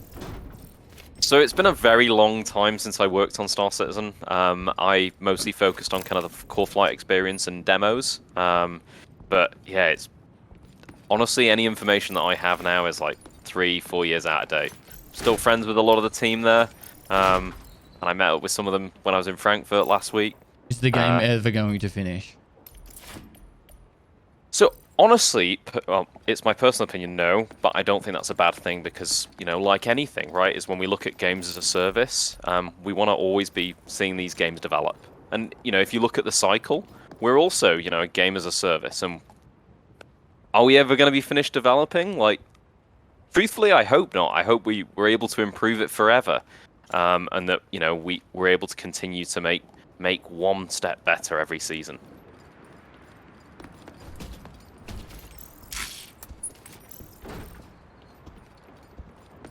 There you go. Yeah. Heard it here first. Star Citizen will never finish. Confirmed. Confirmed. Oh. All right. So where to now? Well, we should probably just survive one, so we can actually say we actually survived the game. You know. Skeleton observation then. Yep. I like going down this hill. So there's first one is a console port. So, you know, I think it's fair to say that, you know, a lot of the systems that we've implemented, you know, are intended to work well with consoles. At the moment, we don't have a specific time frame, but I would love personally to take the cycle to consoles. It's just making sure that we can really get the audience on PC.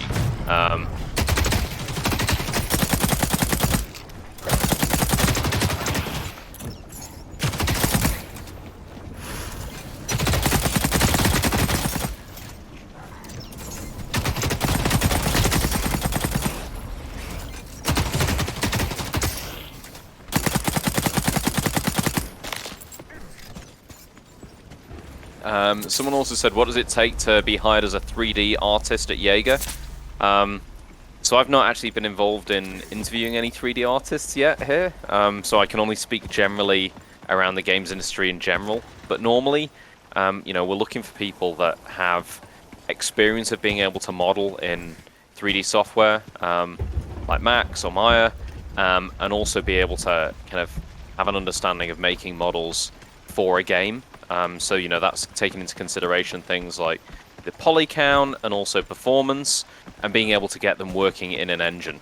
So, you know, if you're new and not really worked in games before, one way that you can show this is being able to, good timing to extract, is being able to, you know, work on like cool little side projects that you can point to, and also building up a portfolio on, you know, on websites like ArtStation, or your own site and things.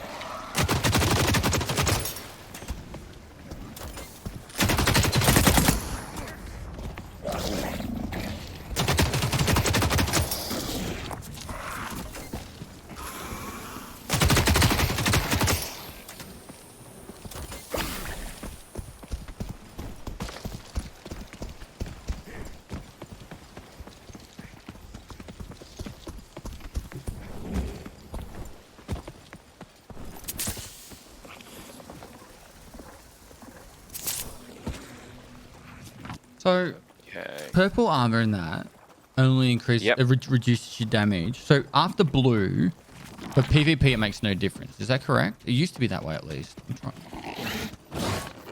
So as I understand, hang on a second. I'm pretty sure up to blue it's good for PvP. After blue, it's only for PvE. Oh no. Hey mate, how you going? I'm so dead. No, we don't have to fight. What? How you going? Yeah, I'm kinda in a sticky situation with the big dude. You want a hand?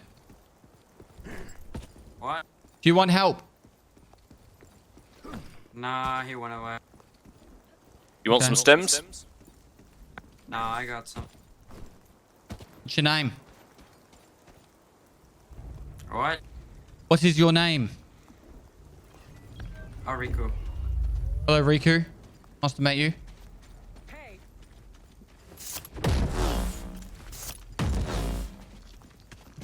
Oh, holy shit. Wait. You're deaf. Yup. Oh, god damn it. Sorry, Pest. That's Why? like Yeah, I that. thought, like, what the hell? Why is this storm lightning just hitting a random ass banner?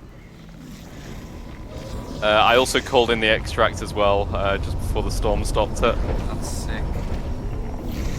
That's so You want to leave? mad light. Does people recognize that often? So Oh, what truthfully, the hell? He just teleported on my screen.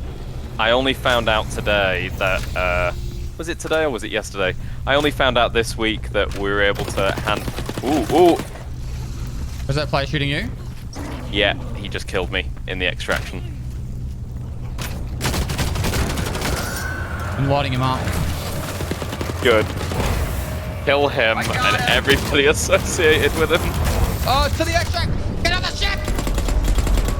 Oh my god! There's so many! I'm dead.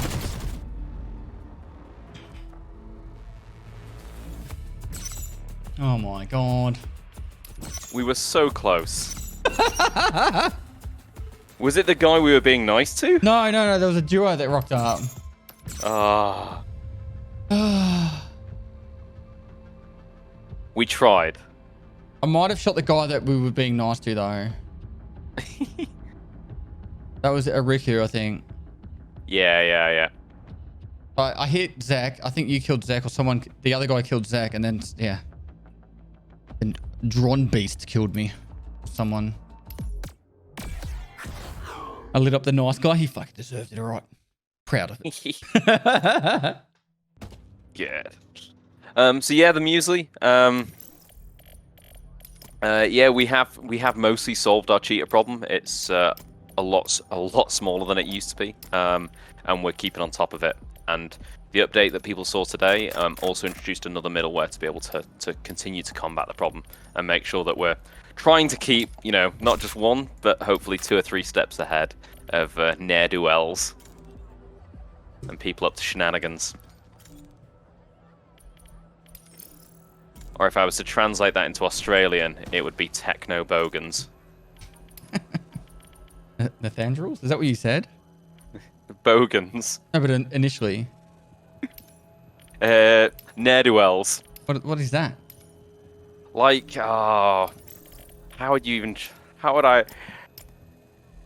Can chat translate from, you know, useless British phrases? Like, people who get up to shenanigans. No gooders. Yeah, no-gooders. Hooligans. Scallywags. Hooligans are the people that ride push bikes. They're BMX bikes down the street, doing monos. They're hooligans. The worst.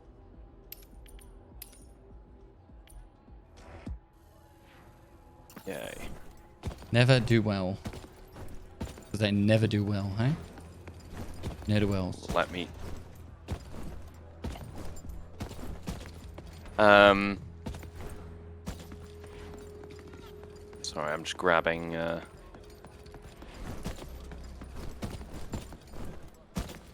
That guy was like, oh man, I'm dead.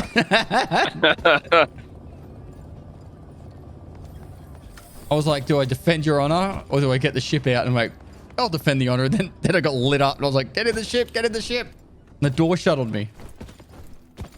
Oh, I saw that. That was just really bad luck. One of the things that we're actually putting into Season 3 as well that kind of came in as a... I would say that this also falls into the, you know, pet project is you actually ride the extract ship up now as well. So if you're damn cool, you can sit on the ramp and shoot people as it's lifting off. That's pretty cool. But you could still die, obviously. Yep. That'd be perfect. And it just... just makes it all the much more sadder.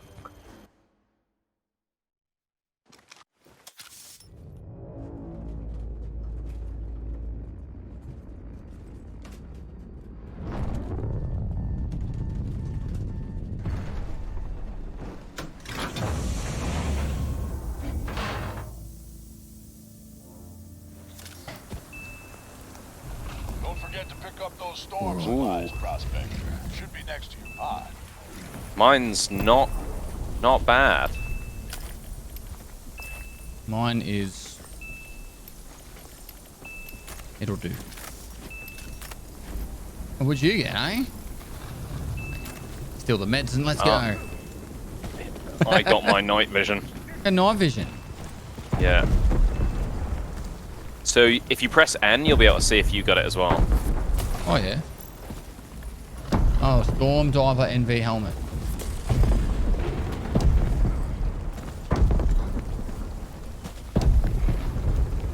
It's pretty cool, actually.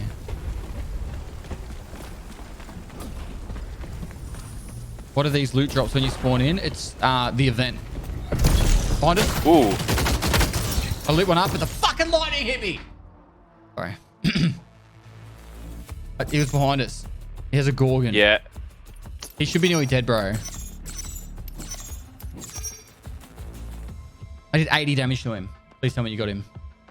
No. Got one. Boys. Put him down.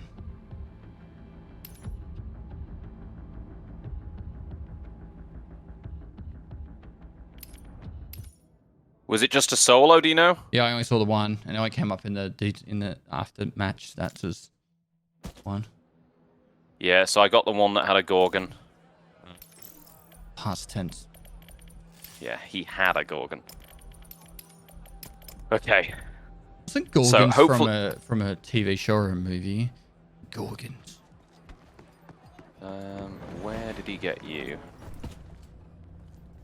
Were you by the riverbed or were you running across the lake?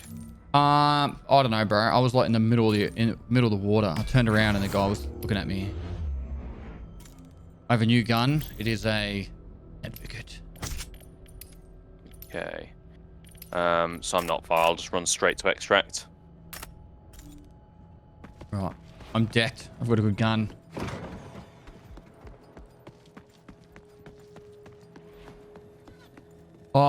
No, it wasn't Toy Story. It was Small Soldiers.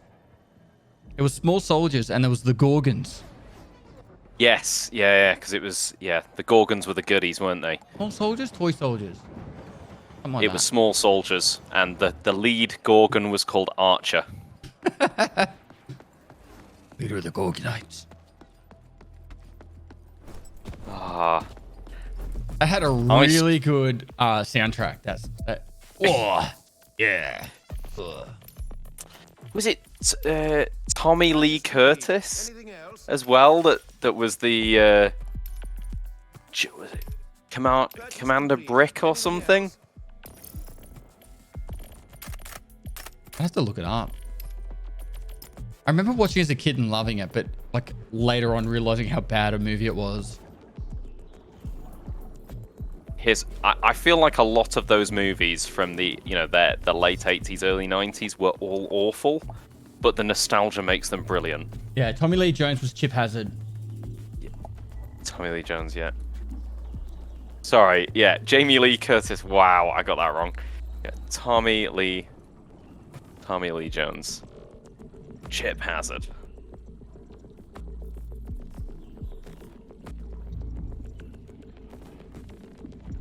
Jamie Lee Curtis, Tommy Lee Jones. Well, maybe they've dated. You never know.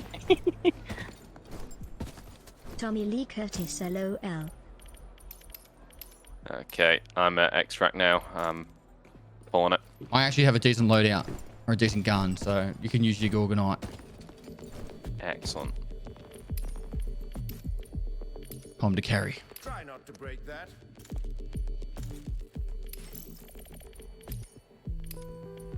Ooh, that is a good point. What we could do, if you wanted to, is we could run a drill. Isn't that like on the map that we've been going to and we've been getting smashed anyway? Yeah, we could do it on map 1 as well. I've never done a drill. Okay. While I'm waiting for extract, then I will. Wax that booty. Thanks for the 16 months. I'm gonna quickly just make a coffee. And also Okay. JT Rip 22. Thanks for 39 months. I reckon a sec.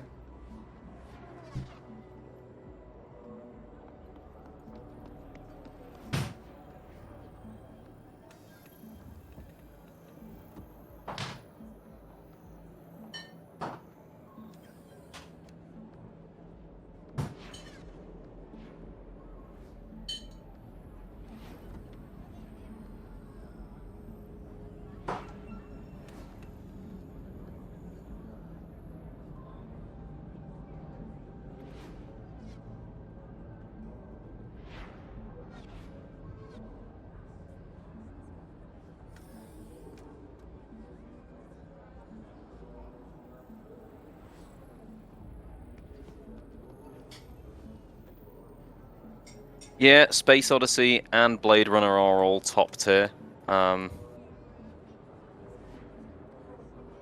Cheers, Kevin.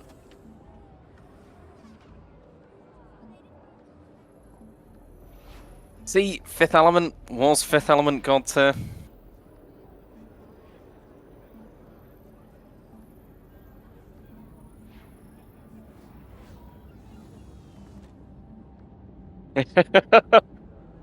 This is where chat outvotes me.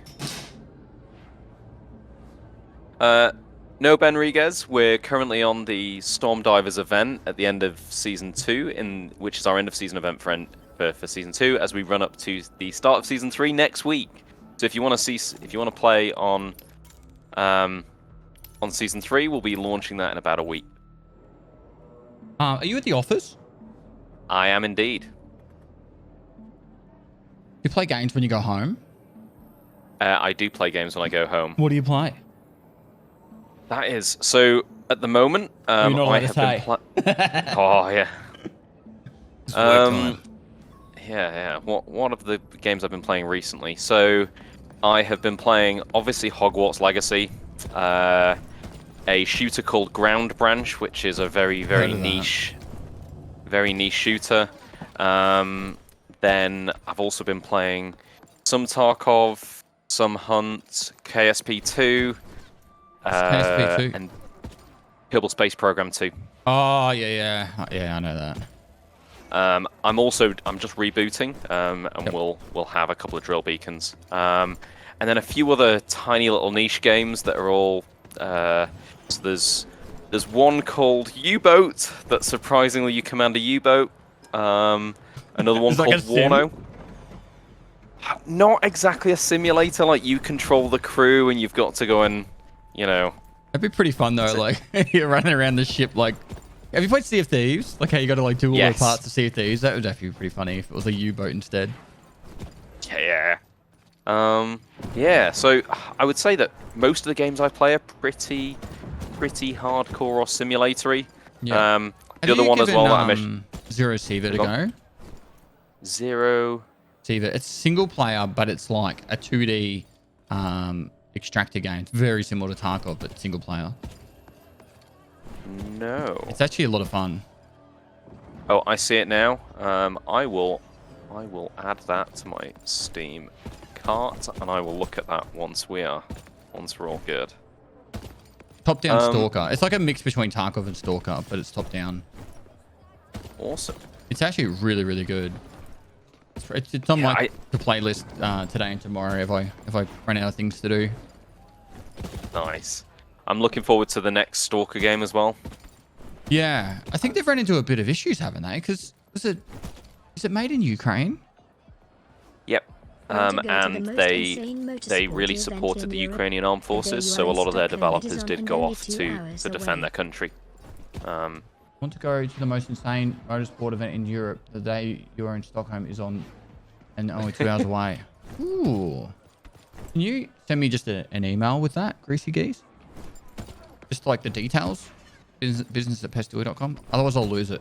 But I can get I'll get Michael to fucking write down a list. Great to see you playing it again. And Jules, thanks for the 44 months as well.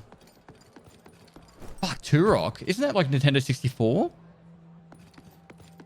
You're probably waiting for me to accept you. Yeah, Like yes. My question is yeah. So, do you want to go and do a drill on map 1, or do you want to do it on map 2? Yeah, I'm happy, but let's do it on map 1. It might be a little bit safer. Okie dokie. Can I ask something? Yeah, so for people wanting to know, like, one, this is not a sponsored segment. I'm not being paid to hang out here and play games. I actually really like this game, and it got a rough start, but it's one of those games that I am. How do I word it? I want it to succeed because I think, this is me personally, the whole extractor genre is way too focused on, oh, this is a Tarkov clone, and if the extractor genres in its whole would get better, we're only going to find better and better games in the future.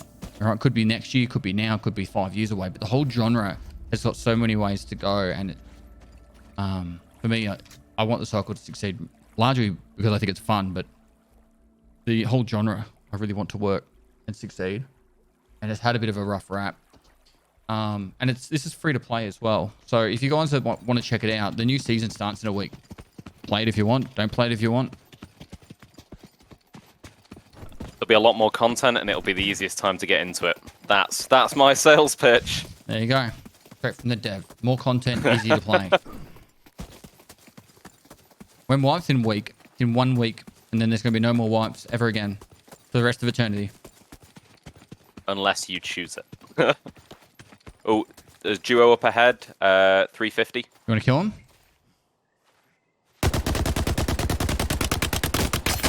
Oh, he just fucking sniped me. Oh yeah, you got me too. Got the drill. Don't lose the drill.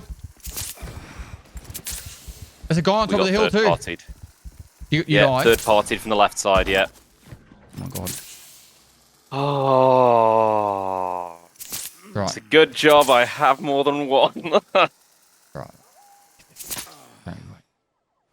So, Michael Crowther, it's entirely up to you. There's no downside to playing now in the event, and you can get some endgame gear pretty quick, so you can give it a play, try stuff out, and then when we do the wipe next week, that's when stuff's to stick, and that's when you stick around. Was the drill in the butthole? It was not in my butthole. Oh, I'm so dead. Dead. My prison pocket is not big enough to contain a drill, I'm sorry. I thought he, wow. This guy had a brute and an arbiter on the first map. I'm sitting here with grey gear. It's because we've got a higher KD now.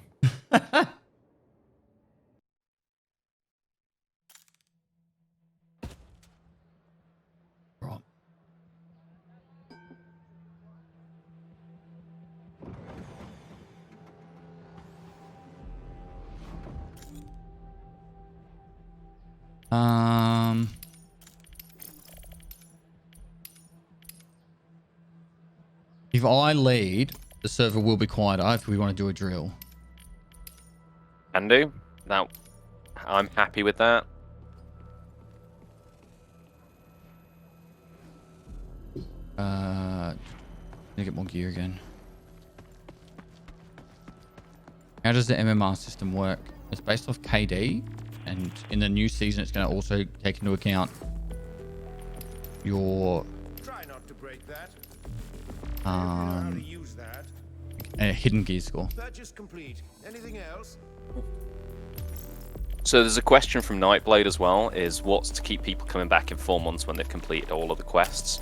So that's one of the things that I mentioned slightly earlier, is it's about us being able to kind of focus on being able to create more endgame content. So some of the bits that's coming with Season 3 is the Badham's questline, which is a large quest that is tiered towards endgame players, that will provide the players with unique cosmetic items. And what we'll be doing as part of Season 4 is also looking at other ways to elongate that gameplay tail,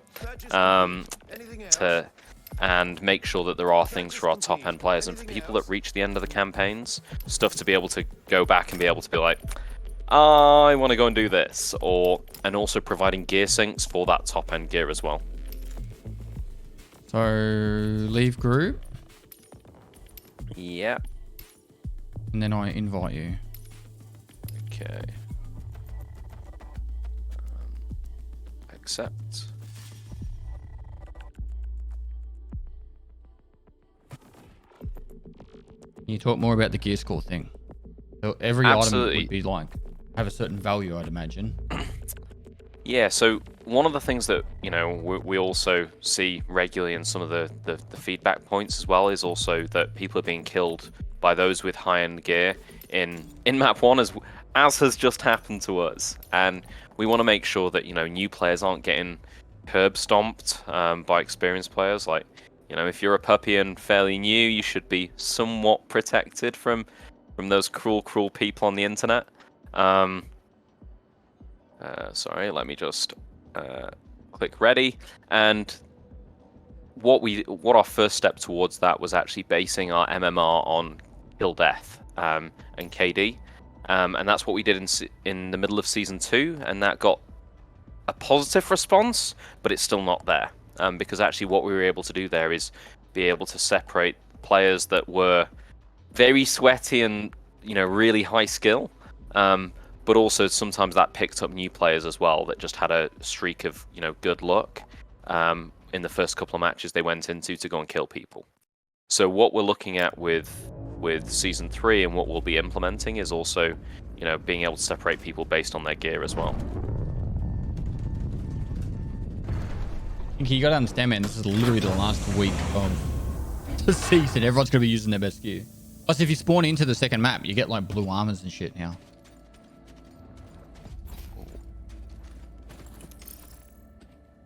We're playing the WK game, not the survive game.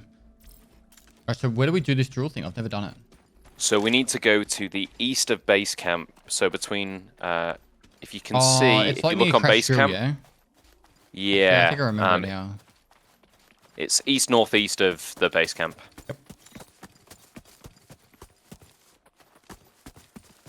Yep. So Orphic, there will be some changes to some of that, but I'll be honest, I only kind of read them in passing, so I couldn't speak with any level of authority right now on them.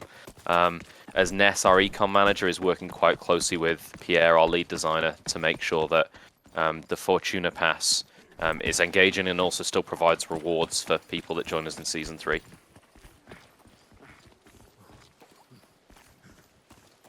Are you guys going to be on TwitchCon? That's a good question. I know I'm not going, or there's no plans for me to go right now. I haven't discussed it. Is that in France this year? Yeah, in start of June, start of July. Oh, so July. actually, that's not that hard to get to from Berlin. When are tickets available? I think they're available now. Oh, okay. So, truthfully, at the moment, I don't know. It might be that that Scrat or another member of our marketing or publishing team are going to go. But me as an individual, that could be a nice road trip from Berlin. You don't have to go into too much detail because like, everyone's got their own like limits on what they say publicly. But are you married? Did you move over with your family? Are you just a bachelor that's gaming all across Europe with your new job? Like, so I am single. I moved here on my own. Have fun in Europe. And I moved here from Frankfurt. And truthfully, like one of the things that I also love about the video games industry is that, you know, you get to see the world and be part of international teams. Yep. And, you know, like that's kind of the benefit for me is I got to move to Berlin, which is cool. God. Yeah, it is cool. It's a life experience. Like I never really expected it to be like this. Do many people speak English there? Yeah, pretty much everyone. Berlin is almost entirely English. Like there are some places when you go out for coffee and they only speak English. Yep. When I moved to Europe in 2020, I was tossing up between Netherlands and Germany. Germany had really easy visas to get, whereas Netherlands was a bit harder, but the internet was the biggest issue about Germany. Yeah. And there's a piece of paper for everything in Germany. Very few things are done online here. They actually, people were talking to me about it, like with the IRL streaming. They're like, in Germany, they're really strict about the whole privacy stuff, because if you go to like Google Maps and you go to Street View, there's like no Street View of anywhere in Germany. They've like banned it. It's actually really interesting. So I don't actually really know. I know that Germany is really protective of people. You know, when it comes to renters, when it comes to kind of anything in general. Like, you know, if you own a house, you've got to sweep the street outside of it when it snows and things. Otherwise, the police will come and fine you. But You haven't done your homework. yeah. Someone's asked, when optional wipes will be implemented, what is it? When will those be implemented? Or how will they be implemented? So at the moment we don't know. Sorry, that's not fair. At the moment we haven't announced it. Our designers are currently looking into it. And let me. So this spills out a heap of like ore and stuff, yeah? Yep. So steer clear. Steer It's clear. coming in now.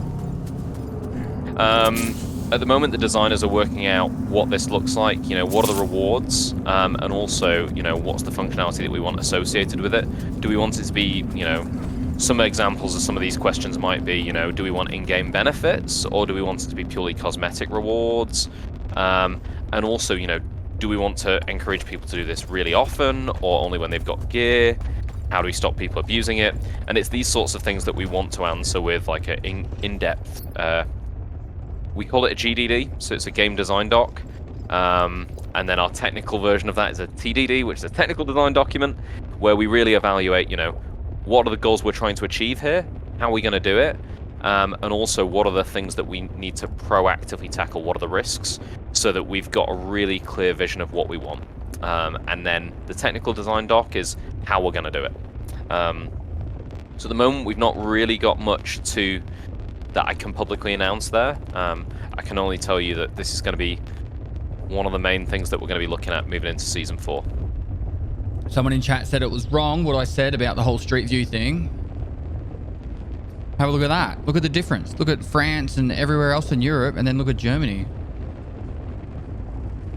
Sure, I'll get Bosnia and all that covered in Albania like next week. I'll get the Street Views covered for you, chat, but my information was not false.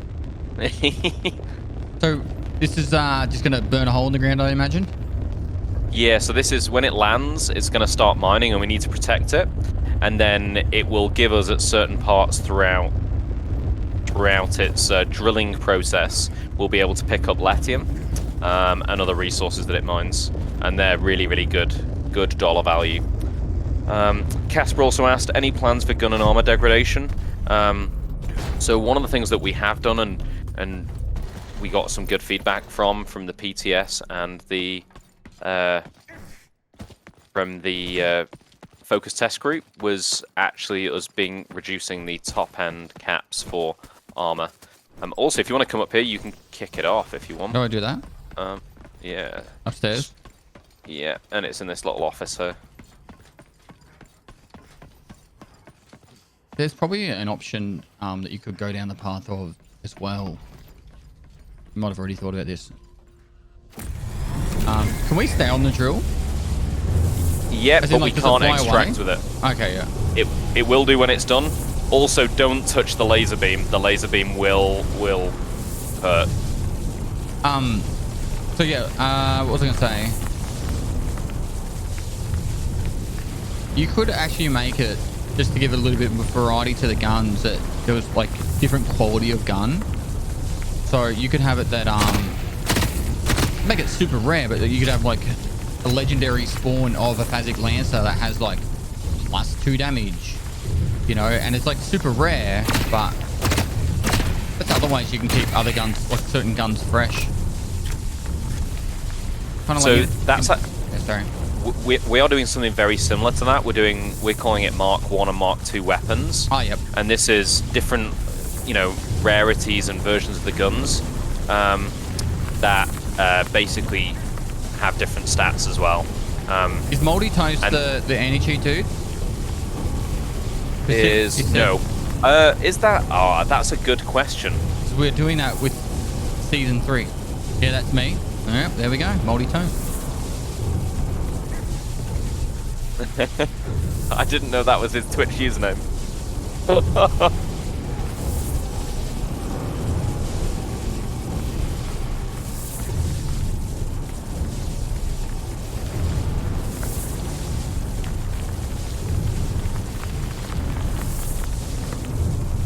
So where's the loot going? So if you go on every level, there's like a terminal. Okay, so if you come to the ground floor, I can show you where it's spitting it out. There's this one here.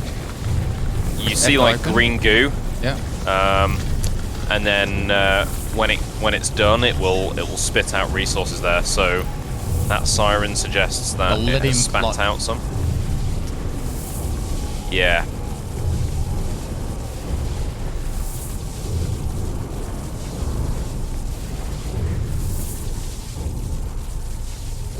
Tell the difference between the two servers? Sorry, what was that? You can tell question? the difference between the two servers. Oh, yeah. I'm surprised that no one's coming to us. It is 7:30 in the morning. Oh, yeah, that is fair. I keep forgetting we're on...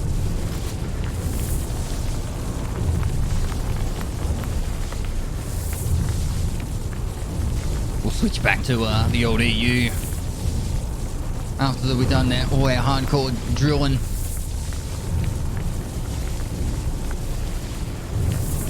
So actually one of the bits as well that I can talk about is one of the pieces of feedback we got about the drill previously for people who played it before is some of the angles had like invisible collision, and that we fixed that bug as well for season 3. So Matthew Brady, one of our artists, has done a big pass on the drill to solve a lot of those issues.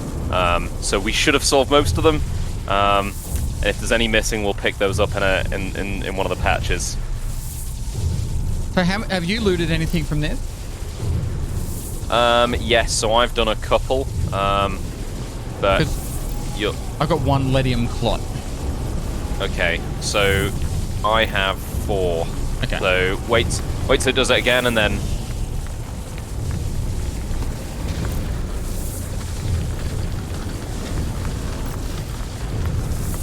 So Slateran, actually that's where the Howler comes in. So the Howler will only spawn once per server for a set period of time, and it's really, really difficult as a solo, and you need to go into it with friends and as a group to be able to actually really take it down, and that will give unique rewards that also will help you craft some cool items. And Rex, what's my favorite upcoming feature?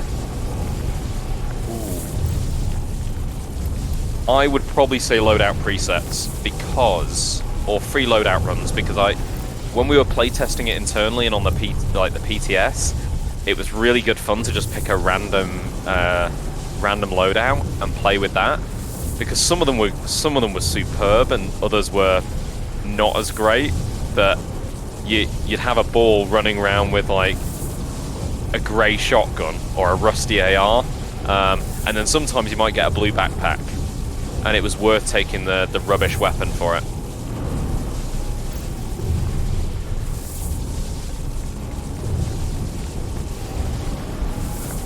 I miss living in Europe. Sweet. Doesn't matter what time of the day you played. Always populated servers. Like, I used to play a lot of Apex Legends back in like 2019, 2020. Yeah. And unless you were playing at like between 6 and 9 p.m. or 6 and 10 p.m, there was no way you were going to get a ranked game. It would literally just sit there and like 10 players in queue, 13 players in queue, and then just like 12 players in queue. It would just never go up because there was no players.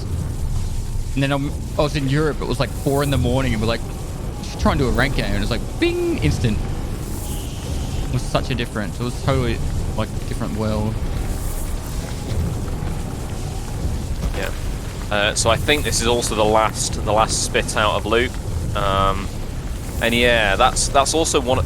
I mean, it's a blessing and it's a blessing that we've got the consistent servers. Ooh. Okay. How long do we have till this kicks us off? We need to get off now. I haven't looted everything. The siren means we've got 25 seconds. There's still more loot.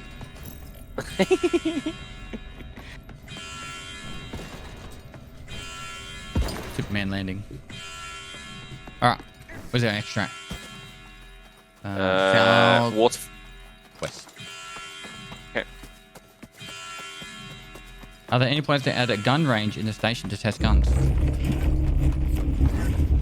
So as I was talking earlier about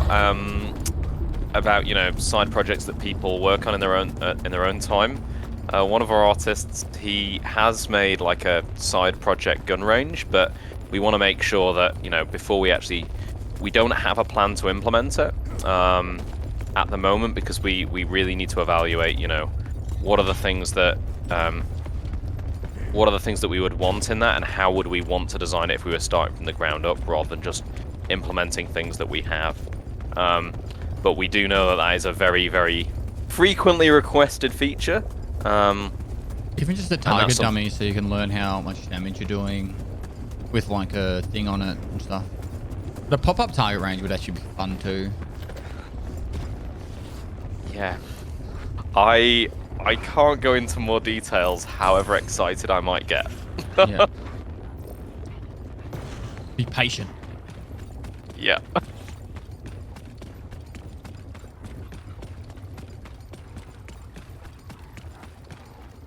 Someone explain to me why you don't actually showcase the best bit about the game, which is the end game PvP, instead of putting him in the Phasic and getting rolled by Arbus. Well, I don't have the best guns in the game, and we kept dying for starters. And I'd never done a drill before, so he was showing me a drill.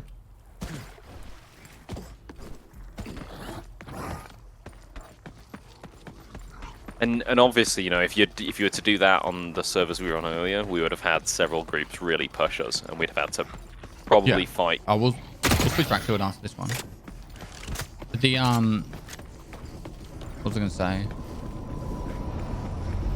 If I really wanted to like win PvP fights, you've got to play a little bit more slower and tactical in this game, particularly if they're outgearing you. You got to run and then like reposition a lot.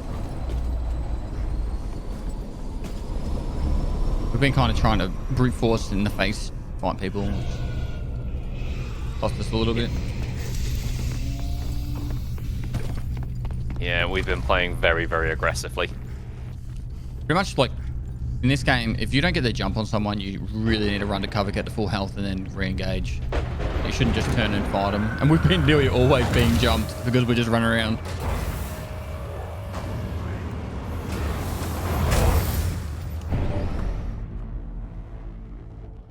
If there are items as well, if there are guns from any of the shops that you would like, I can also purchase them and bring them in. I'm good. Sweet. I'm good. I'll kill someone and I'll get their gun and we'll go from there. Excellent. All right. I have no idea what I'm meant to do with all that, so I'm just going to dump it inside there.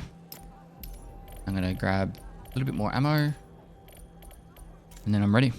Oh, actually, I'll leave group. Okie dokie, and I'll re-invite. Yeah. Season 3 starts in 1 week's time, chat. And this is still season 2. They got like an event. I'm just hanging out with Matt here, who is the lead producer. I want to get the name, the position right. You're the head of producers. Is there multiple producers? Yeah, so we've got 3 producers and he's in charge on the of cycle. Basically, it's more support. Like I can't actually remember the. It's been a while since I actually really told anyone to do anything. It's more just how can I help them, and taking the information they give me and making sure everyone else in all the other departments is aware. DT3 MSST. Thanks for the prime. Appreciate it, mate. All right. I'm ready. Okay, let me just Wait. dump all my Latium. How come it's making me pick the map? That is good. I'll leave squad. Okay, let me... Put invite. We found a bug. Maybe I'll restart. No, I can pick. Do you want to do map 1 or map 2? Let's do map 2. Just to pop in on my 49 months, sweet. but I'm unfortunately way too hyped for Counter-Strike 2. Are you ready to deploy? Still letting me pick. Ooh. So... See what happens. If it's dead quiet, then we're on my servers. If it's not dead quiet, we're on your servers. A little psycho. Thanks for the 49 months, dude. But I'm unfortunately way too hyped for Counter-Strike 2. Dude, when is Counter-Strike 2 coming out? I'm actually really hyped for that too. It'll be unplayable on stream though, but... I didn't get to play Diablo because my wife was leaving for 6 weeks and I spent those days with her instead. Factions prepared some supplies for you. Check near your I'm a pod. good husband. Do what I'm told.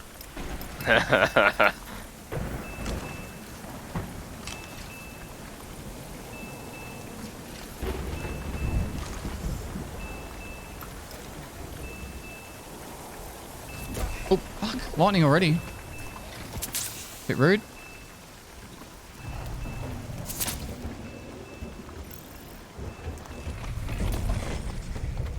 Should we head north, I guess? Yep, can do. Sorry, I was just running so the lightning didn't hit me. Sorry, I've not got night vision, so I'm on torch duty. Nope, no night vision. Torch is T, L? L. L. Apparently Diablo 4 has been nuking GPUs, like New World.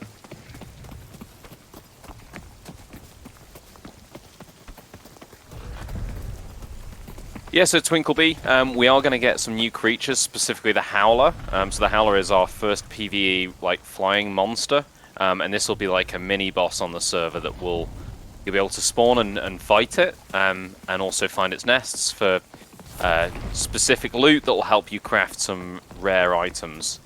That are, I'll be honest, in the testing, some of the items are pretty. The item that you can craft with it is pretty damn cool. And hilarious, especially if you stack them up. Okay. Was just running around. I'm not particularly aiming anywhere. There's a Jeff, I think, just here in the doorway. Yeah, on the stairs. Oh, there he is.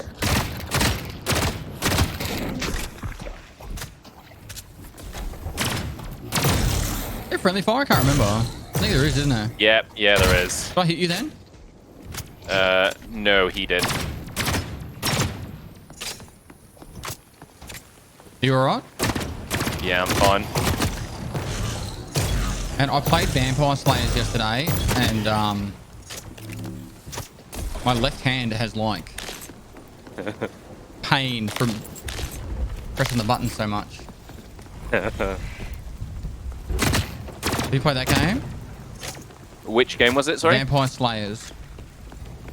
Oh yeah, I played Vampire Slayers. Dude, I played that way too much yesterday. It was like 5 hours straight. Good time to get into it. Fit for purpose. There's a new season starting next week, and it is going to be wiped, and there won't be any wipes after that. So, good time to get into it, man. Maybe get a couple of days of warming up, and then talking here. Oh my god, aim test. There we go. Hope you've been well, dude.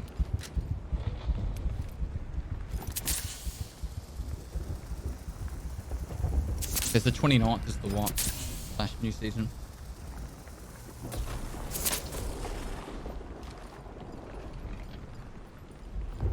So what time did we start? Was it 8 PM for you? Yeah, so we've been going about It'll be a late night 2 for hours you. now. It's all right. I think I started my stream at midnight, so. It's also the whole thing where like I actually miss the days where I would play until like Oh fuck! 3 Sorry. a.m. Did I hit you then? Yeah, you got me there. Sorry. You. It's all right.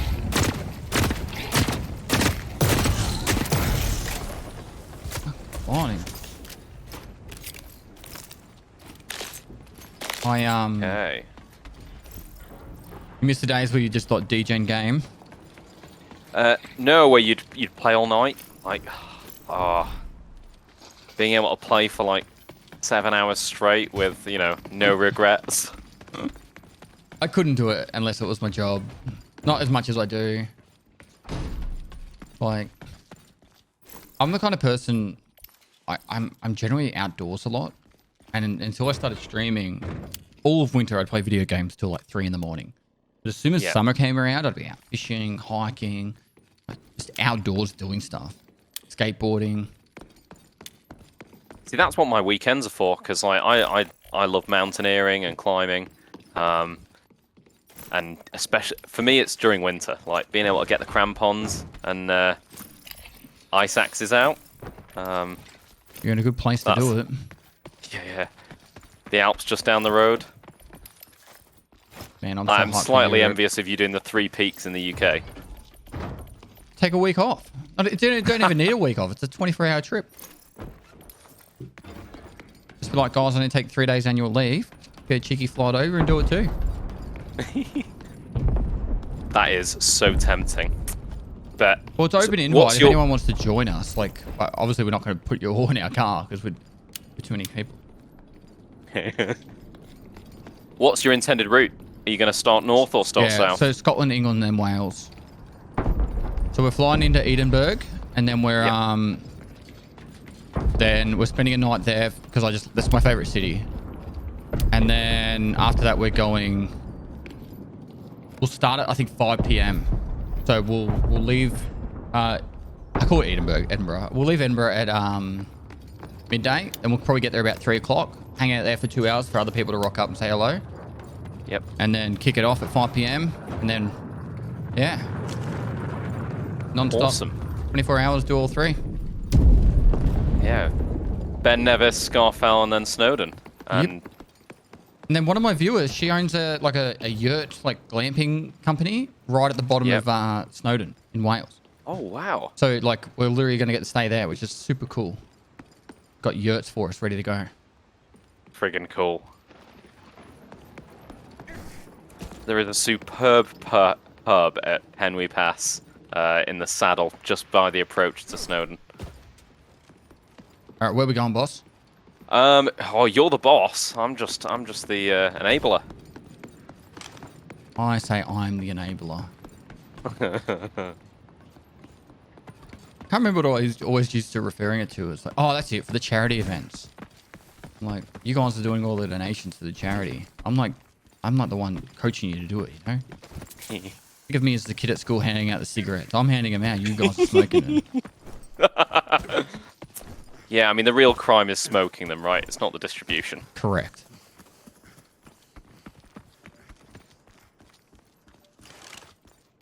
We do have just northwest of us, we've got the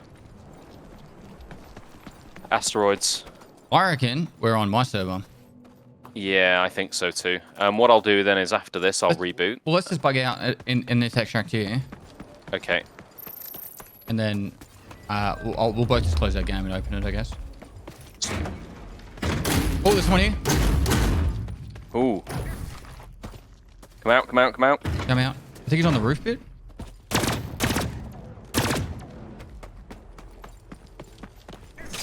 Reloading. He only hit me once. He's got a shotgun. Yeah, he's got the blue Korolev shotgun.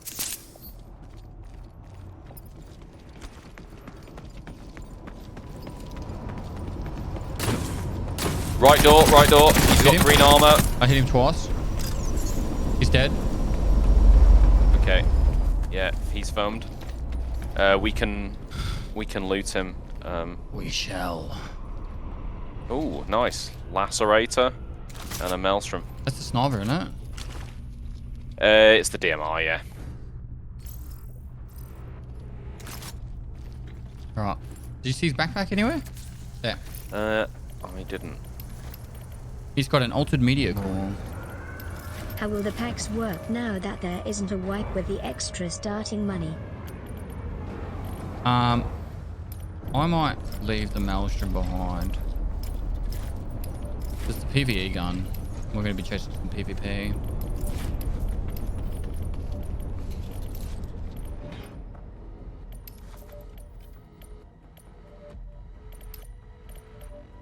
You're going to have to call it in again. Yeah.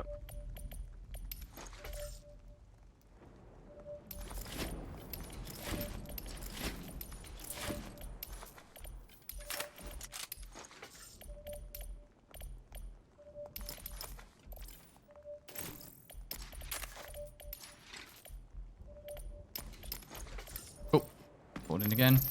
How will the pack Fabulous. work now that there is a wipe with... There isn't a wipe with the extra starting money? So what we'll probably tie this to is the optional wiping functionality, but till we've really nailed that down, I can't really speak with a huge amount of authority, really. Yep. The guy had a shotgun and a sniper and he decided to sit at range and try and shotgun it. Doesn't really make much That sense. takes guts.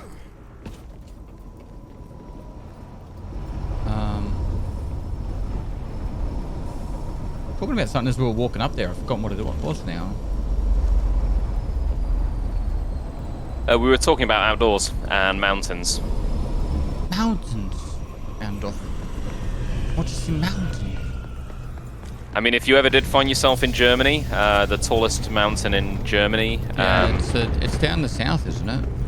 yeah, out by Garmisch. But It's a you really can awkward do, one because you can do the cable car up, but like it's kind of cheating, you know?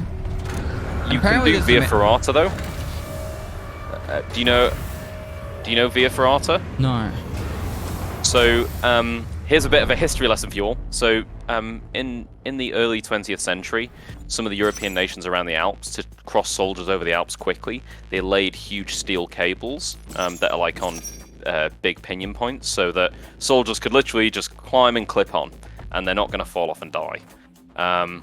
So there's a load of in Germany they call them Kletterstieg, but in like the UK they're called Via Ferrata, and it's just like a steel cable that's laid. So you get a climbing harness or a mountaineering harness, and you've got two big carabiners on essentially an elastic band, and you can climb up. But it means that the routes can be a lot more exposed, or the ladders can be on a sheer cliff face.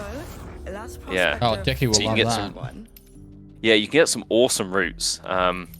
But yeah, you can go up. There's a load in Switzerland, and then there's also some up Zugspitze as well, which is the tallest mountain in Germany, and they're beautiful because you can do that, have lunch or dinner at the top, and then get the cable car down to save your knees. Yeah, I think we'll climb it though. Like, it won't be the same if we just get the cable car up. It's gonna restart my game. Yes, I will do the same. There's apparently a mountain right next to the highest peak of Germany called Wank. There is. There you go. There is. Yeah, I haven't. And Okay.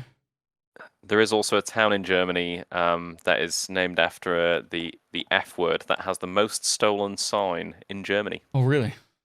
They've installed cameras to stop people stealing the town names.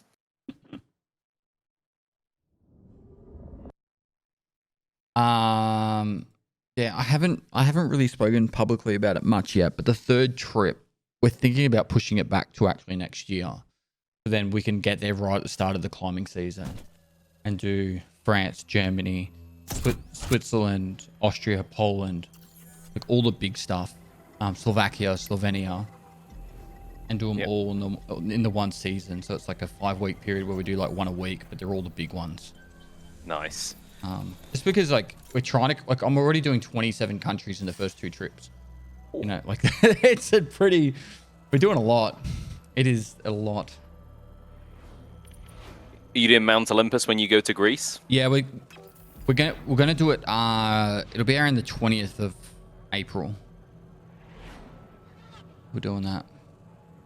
All right, you should be able to invite me now, and hopefully we won't have that issue. Marvelous. I'm just dumping gear.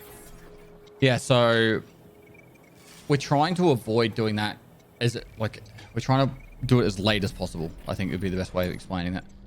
We're worried about there's an avalanche risk on it. Yep. So the later in the season, the better, because hopefully it'll be more melted and less risk. The actual avalanche risk is mostly at the top. Yeah, I mean, so I did it earlier last year, and I did it in April, May time, and there was no snow at all. Okay. It's just the top is extremely exposed, and if I could have my time again, I would take rope, because Hey, it's asking me to pick the map again. let me try. You go tab and you go to deploy, right? Yeah, so for me it's saying that you're choosing the map. So if you back out of it and leave the group, actually I can remove you from the squad. Then I can invite you again. Try again. Okay. Have you picked map now? Yep, I've got that. Now if I go tab, deploy, yes. Better.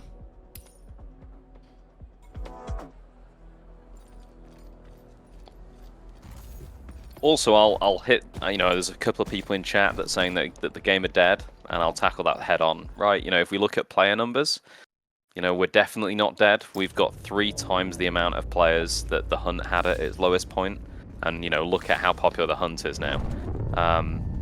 And actually, if you look at how the hunt developed from its release to now, it was just iterative development, right? There was no individual point that it really just Apollo 13. It was just a build-up of features and functionality.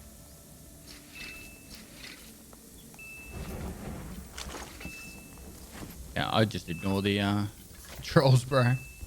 Wait, that's an unstable connection. We all good? Yeah, it's good for me. Yeah. It was just that moment. I mean, I also don't necessarily think it's always necessarily trolling, right? Is people have concerns and it's fair, but I'm just trying to give some perspective into it as well. When I played Tarkov, right? When I started playing Tarkov, there was like 300 people playing it. The actual there was 300 people watching it on Twitch, and it was like they had someone like hack their API and show how many people were playing, and at its lowest point of the day, it was like well and truly less than 1,000. Yeah. It just, you got to build. If you keep delivering great content and that, it's only going to get more and more popular. The biggest thing that you guys had an issue with was the fact that the game got smashed so hard with cheaters that people got just like a bad taste in their mouth, and unfortunately you got to rebuild from that. But now that that's being resolved, it's a matter of getting people back into it. Plus every year there's like, I always kind of see it with Tarkov, right? The best example with Tarkov is so many people get turned off the game, but every year there's like another bunch of people old enough to play the game, whether it be 18, 16, 15, whatever. Like, how many people, like, I don't know, turn 18 every year in the world? It's probably like 100 million. Yep. Did you hit those birds? No. Oh, was that the evac doing it? I think it's the storm. Yeah, storm, sorry, not evac. Yeah, so we've certainly got a lot more than 1,000 players. You shooting? Yeah, that was me. Sorry, should have called that.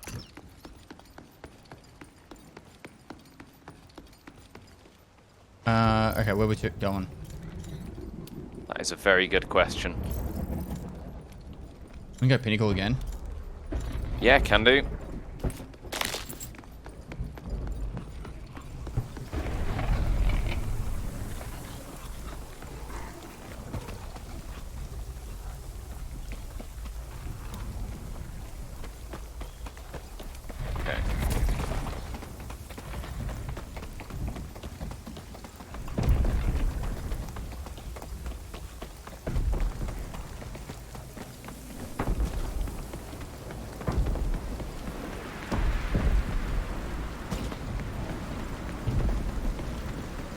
do you plan on dealing with bush rats? So part of this is also lighting. So we are doing some lighting changes and also some changes to like the flashlight as well to make it to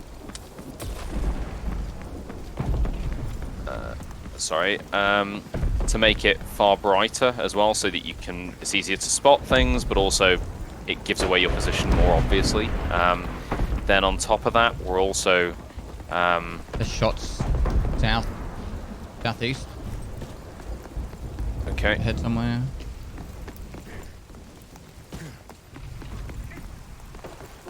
Continue, sorry. Yeah. And then also we're looking at the storm coloration and balancing as well to make sure that, you know, the storm isn't currently just like a blackout as it is outside of the event. Duo ahead. I'm 1 HP. I'm running back and healing. I've hit one. I just hit one hard. The guy that was shooting at you, I think, would have pushed back then. What gun do you have? Fazik. Okay. I'm pulling back just because we're kind of out of position now. They've got the high ground on us, and we're kind of pinned here. Should run Push around out now. to the Yeah. push out to the left. Heal up if you're not already. Yeah. Yeah, put a burst right into his, like, pretty much his head. On the guy that was. There's a guy above us. Fuck. A quick heal. Oh my god, I'm dead. They pushed us from above. Yeah, they got me. Oh. How much damage?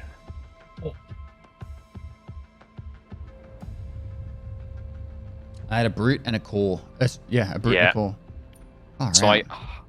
I got 1 for 62. And I shot you for 2. Apparently. I shot I Hate Turtles for 43. Oh, we died to another team. yeah, so yeah, we got third party. Yeah, another duo killed us. Welcome to Europe, where everybody's third partying each other.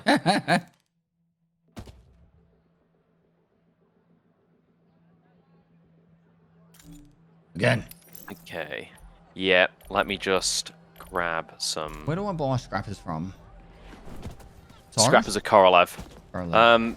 If you grab a bag, some armor, I'll bring us in guns. Alright. And if you bring any attachments you want for an SMG, Purchase complete. Anything else? and also, yeah, bring some heavy armor, bring some light ammo, backpack armor.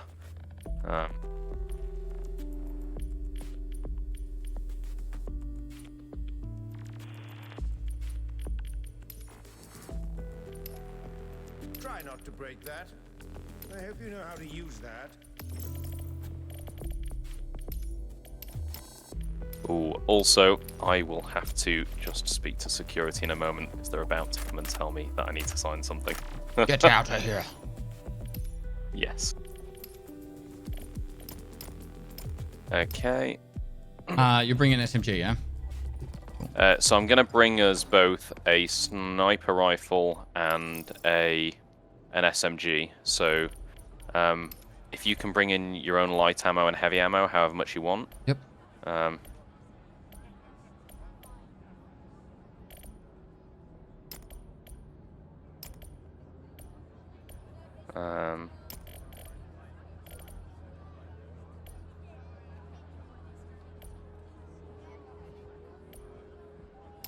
And then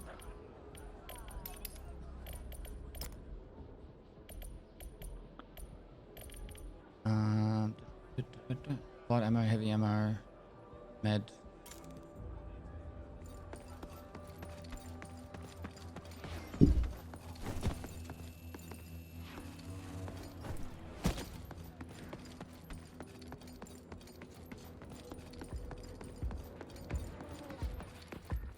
So.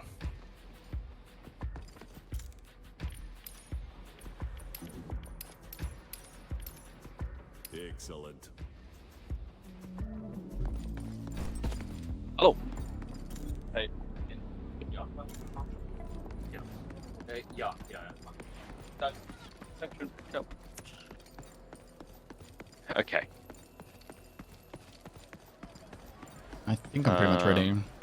Sweet. So I just need stim pens and then I'm good as well. We do have sweaty loadouts now. That's what I'm bringing us. I can buy advocates. I've got us something better than that. Yeah, but for the next time, I bought 4 of them. Ah, so. okay. Excellent. Map 2 again? Yep. We will do this. We will survive. Hey.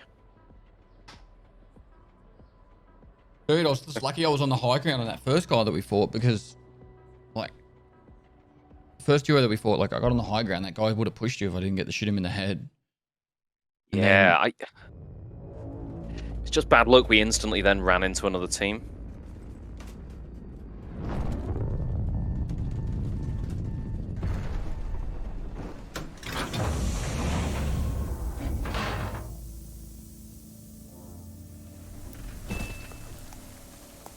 Another storm diver.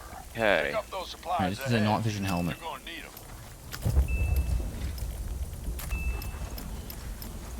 'em. Alright. Need a gun. Okay, so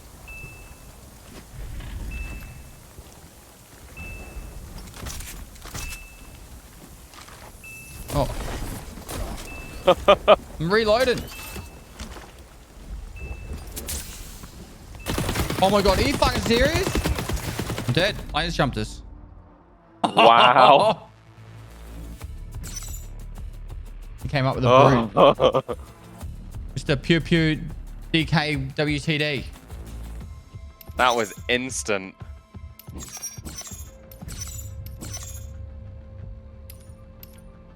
I got someone for 20. I didn't put my... I was like literally reloading the guns. The guy got to us. Jeez.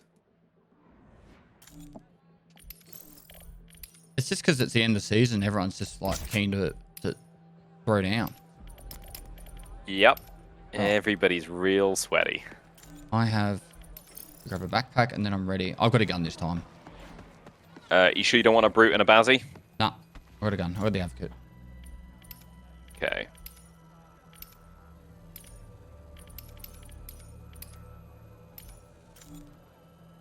Okay.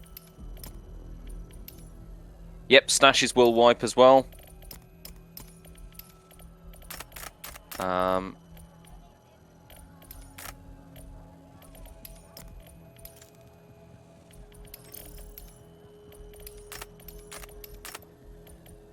Play, ready, deploy.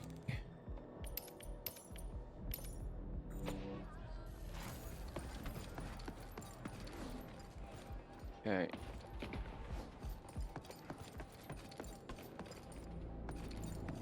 Update on the spider rare and gigantic trapdoor spider species.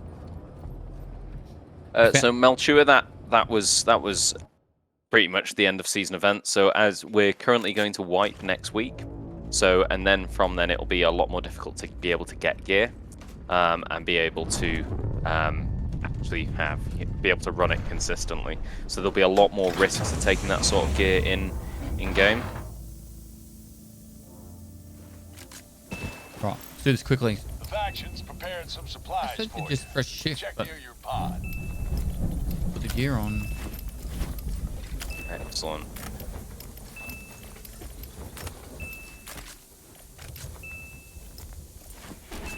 Alright, we're good. Get away from that spawn. Happy little teddy bear, thanks for the prime, bro. Stay here. Dude, I'm really fucked up. Okay, I've got one. Clip's really bad. I need to reload. One dead. Next to me. He's dead as job. well. Fuck me. Oh. Dude, I was on like 1 bar health. Ooh. They're so hot and spicy. Are they geared? Yeah.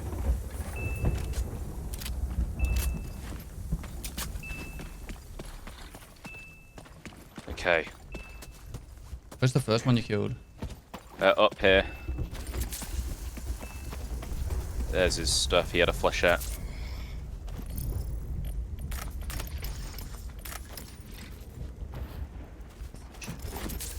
Oh. I am very glad that I saved that for us. Need to get away from here.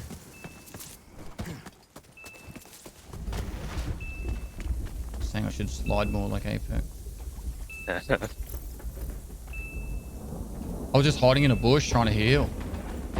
Could have reloaded. Yeah, they were on us real quick.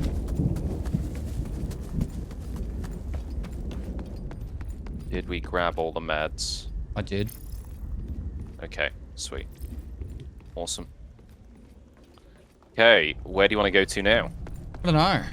Everyone's got good guns though. Yeah, what? What's to our left? Oh, to my left. East, east. Okay. Let's put the tables back on them. Hey. Ooh, I'm gonna go high up on here and then see if I can get any of them with the Bazzy. They're just coming down the thing.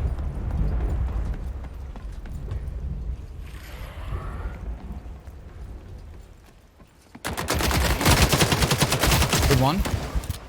Yeah, nice. Yeah, he's just pushed across now. I'm gonna heal up. Yeah, he's moving north from where he was.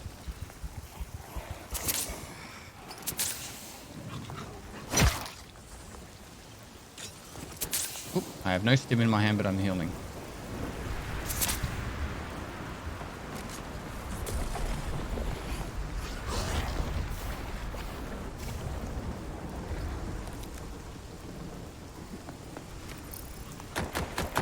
Oh, yeah, he got me.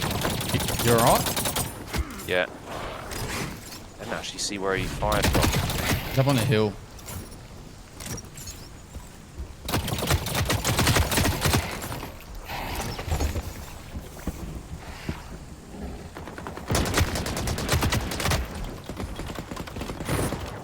I'm trying to heal. You stay out of trouble if you can. Yeah.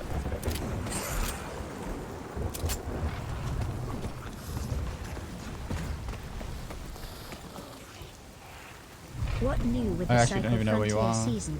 I'm Haven't up on played the since roof. before launch. Where you were before? Yeah. Here, I'm flanking. I'll get up to you if I can. Are you sniping then? Yeah.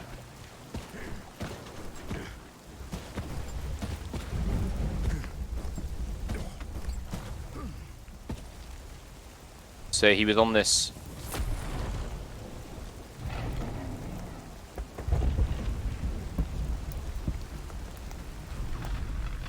There's Damn, duo okay. running out.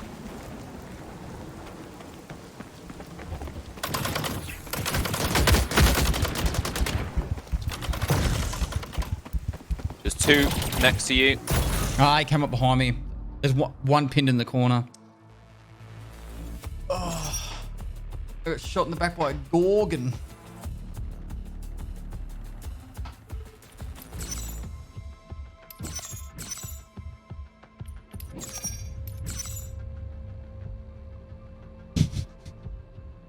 I did 88 damage to one. Nice. Hi guys, welcome to my stream. Right, I'm just gonna rush Without them. further ado, Go for it. let's crack straight into it. Handful, thanks so much. Amphi, thanks so much for the raid, dude. Have an amazing stream. Hey Don, thanks for 8 months. What's new with the Cycle Frontier season? Haven't been played since the beta before launch. Since the beta, there's been heaps of changes. You have like a place where people can see all the things coming with the next season. He's rushing him. Sorry, give me a second. You're all.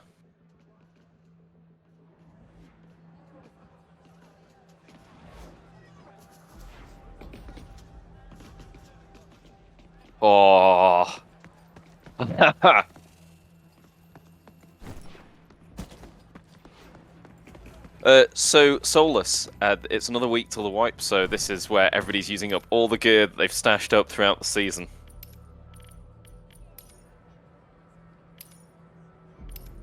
That was a pretty good gunfight, though.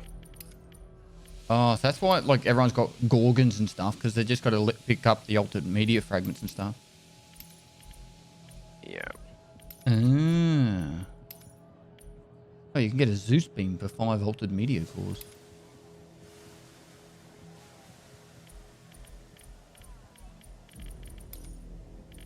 I can, like I said, I can still bring in Brutes and Bazzies if you want.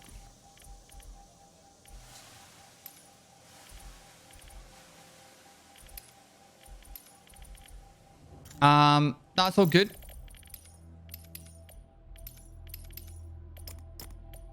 Okay. I've got 3 more advocates. Okay.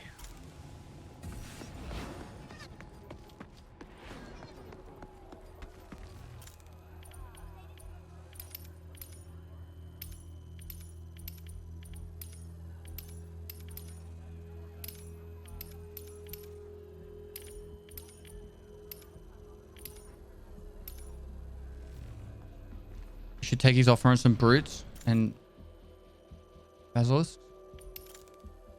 Kinda like using this stuff though. The stuff I'm used to.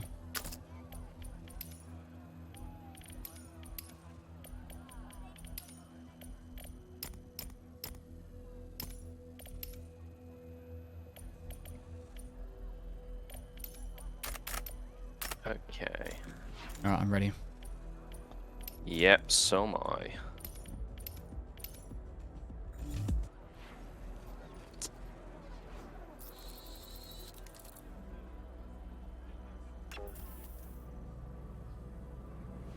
Can you ask what's been done to balance MMR going into season 3? So in season 3, they're adding a gear score rating to the MMR, but it'll be an invisible gear score. So there's the kill death ratio part of the MMR, and then also a gear score rating. Morning, Banksy. How you going?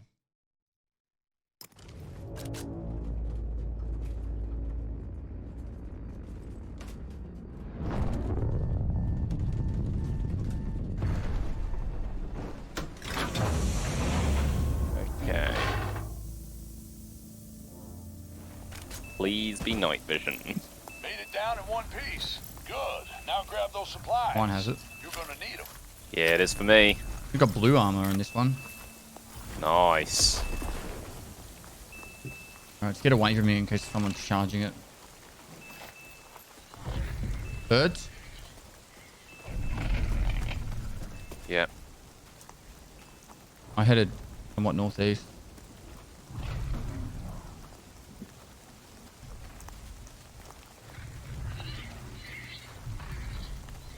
That line that goes around you in night time is like yeah. barely visible. In night vision, sorry.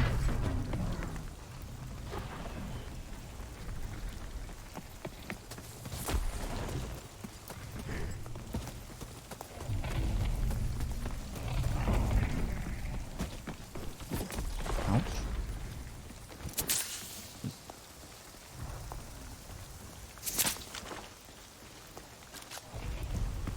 I'm just going to stick somewhat close to you.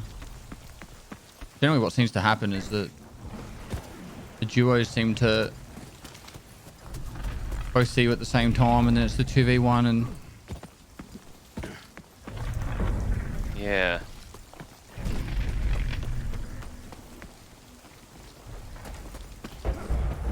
I don't know, is it IDark? IDRK? There you go, mate. I'm doing well. But that bird is from the going off from the storm, yeah.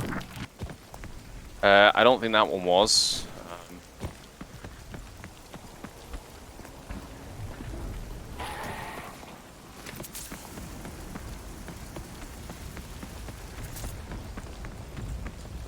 Jeff over there. The bag? It's here. Someone dropped some ammo. Someone's been here. Yeah. Pestily Stan. Got the high ground, Anakin. BD Bandito, thanks for 25 months, dude. How you going? Donk, thanks for 8 months before. A little happy teddy bear, thanks for the throne before.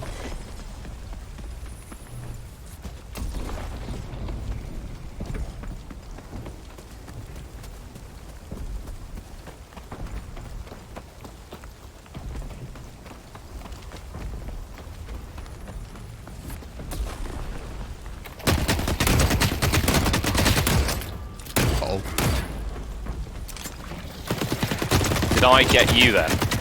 No, my screen's gone full white. Is that meant to happen? It's daylight. Oh.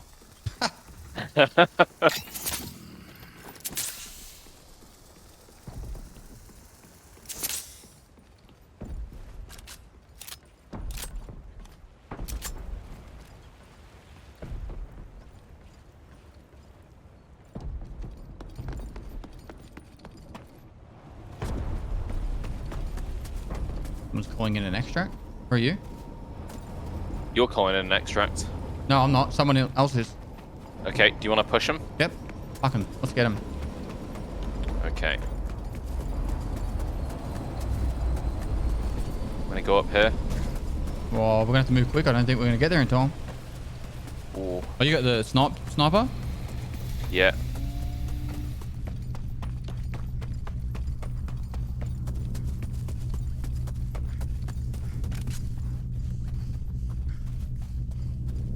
I hear him. I'm lighting him up. They're smoking. I ran out of stamina. I'm behind you. Lit one up, but they got away. There was another guy behind us to the right, though. Okay. If we turn back here, we might be able to get high ground on.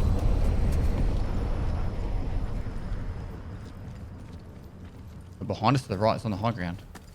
Yeah, so it's over here, directly 3, 4, 5 somewhere. I heard odd shots. I hear a big dude at the moment throwing a rock at me. Oh yeah, you've just... Yeah, I need to de-aggro this guy.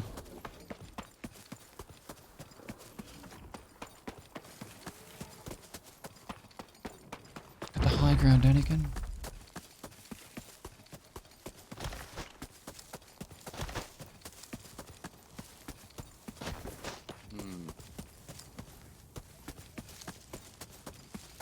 Not heard anything for a while though, and Jeffert isn't aggroed over here.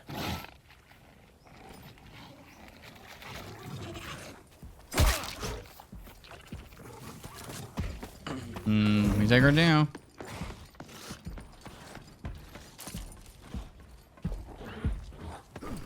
Whereabouts did you head? I'm over in hayfields.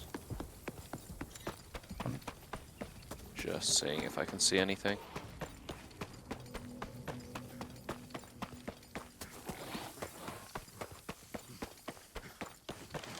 After blue armor's chat, it only affects PvE. So blue armor and ARP is all the same when it's towards PvP. So the damage reduction.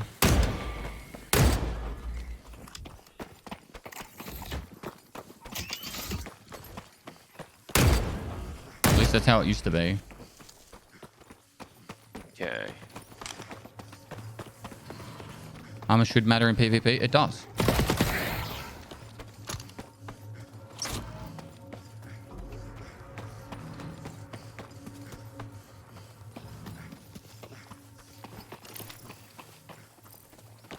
Let's see if we can.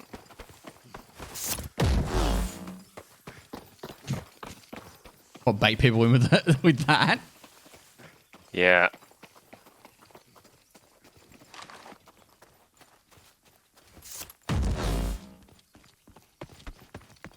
We'll get him. We'll get him. We'll just hear a shot and all of a sudden we'll get 15 fucking people on us. Yeah. Yeah. Pathfinder, thanks for 29 months, dude.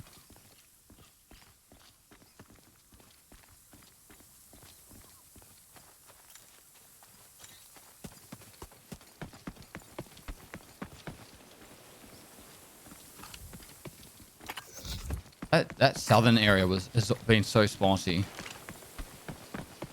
Yeah, I mean, is it just that people aren't playing up north, or? I don't know. It's probably because all the items that you need for the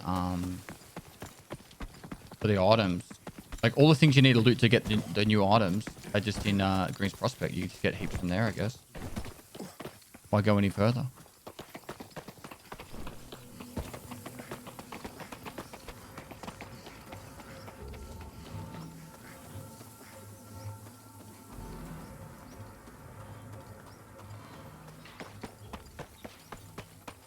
So what's your favorite game ever? Probably Tarkov. Like the amount of, like if you go by hours played, Tarkov now would have taken over World of Warcraft for me. And then Half-Life would be the game after that. I can't go back and play Half-Life like I used to. It doesn't have the like nostalgia kick enough to play it. Like I can, you know, I was like, I used to play a mod called Adrenaline Junkie. Sorry, Adrenaline Gamer, AG. And it was kind of like Half-Life Deathmatch, but it was, you could like set up 2v2 like tournaments, competitions, like 20-minute. Yeah. And people could watch in that. It was so much fun. But Half-Life in itself has probably been the best game of all time, purely for the fact of how many mods it started and then how many games came off all those mods and all that kind of stuff. Like Counter-Strike wouldn't exist without Half-Life, and that was just a mod of Half-Life, right? Yeah. And I put so many hours into Counter-Strike. I think like Counter-Strike / Half-Life would be up there as one of my most played games. Yeah. But do you equate your preferred games the amount of hours you put in? No, but like the amount of enjoyment I've got from games usually comes, it's very similar factor to how many hours I've put into it, right? Like I've been a content creator now for close to 5.5 years, and there's no way I would have played Tarkov as much without being a content creator, but I've had so many cool memories with that game now that I don't think it could, like, any game could succeed it. Yeah. Like, just funny moments with friends, charity stuff that I've done where it's, like, just hilarious shit's been going on. Stuff that, it'll always hit me in the feels when I think about Tarkov, even if the game isn't complete and never does complete.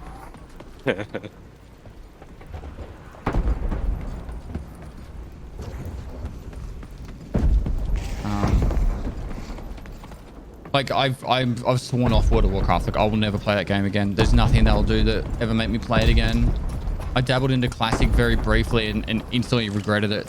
Going back to, like, it hit all the same like addictive things that I got from the first time playing it, you know? Yeah. So how come you'll never go back to it? Dude, it was the most addictive game. It's like, oh, let's farm this mob for like 20 hours just to get one recipe, you know, that doesn't really do much. But it's like, I needed it for, you know, this one thing or get an achievement. Like the achievements I've got in that game are just disgusting. Yeah, they were a great time sink. Like I got my prized possession is my time lost Proto Drake mount, which is like arguably one of the hardest mounts in the game to get, or at least it was when I got it. What did you have to do for that? There's one spawn in a specific area, and the time lost one only spawns once a week. So you've got to be there and have it spawn, and it doesn't spawn in the one location. It spawns in like 4 different locations and has the different flight path. So to get it, it's like super fucking rare. See, I think my favorite one was either the was it the War Bear? Do you remember when they brought that out and you had to raid the ZG or something? Was ZG to get that one or something like that? You had to basically raid the enemy capitals and kill all the leaders. And only when you killed all the leaders would you be. It was like West one. Yeah, but it's the Storm.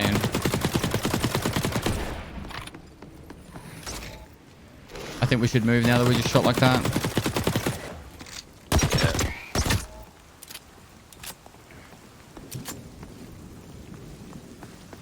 asking to get shot. Yeah. It was ZA Where to then? for the bear. I think it was called the Amani bear or something like that. Zamani bear or something. Yeah. Because I always remember it as the Armani War Bear. Yeah, that's it. Armani War Bear. But yeah, that game, it was just... I spent so many hours just in Ironforge jumping squares waiting for my friends to log in because I was like, what do I do? I just wait now. And when I played it, I had... I don't know. I think it was like 17,000 achievement points you could get, and I had over 14,000. It was like 14,500. I'm like, I've pretty much done everything you can in this game without being ridiculous. Yeah. Well, so if it was the Armani War Bear that was ZA, what was the one that you had to raid the capitals for? Look at that. I don't know. I can't remember. Maybe was it the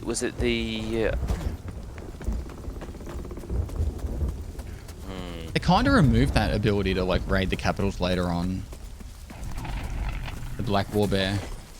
Black War Bear. Yeah. No, they didn't. No, but like, okay, so let me reword it. It's like, depending on what map what server you were on, you were either like a Horde or Alliance dominant. There was very rarely a server that was even split. And then when they did the cross-region stuff, it kind of made the game, I don't know, just weird. Yeah. Also, just to answer a question in chat, we won't be wiping after season 3, so we're gonna do one more wipe in about a week, and then from that, there won't be any more wipes.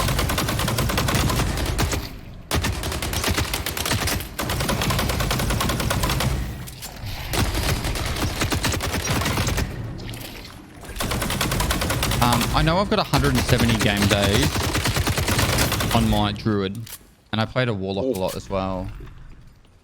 Wow. Yeah. That's...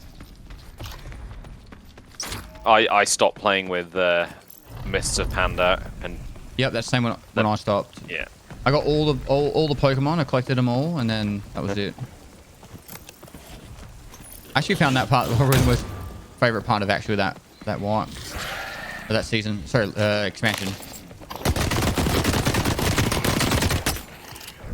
Nuked him.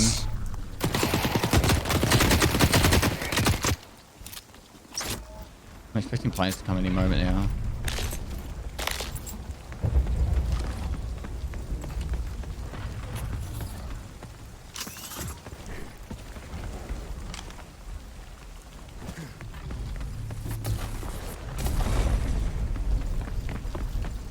Yeah, so,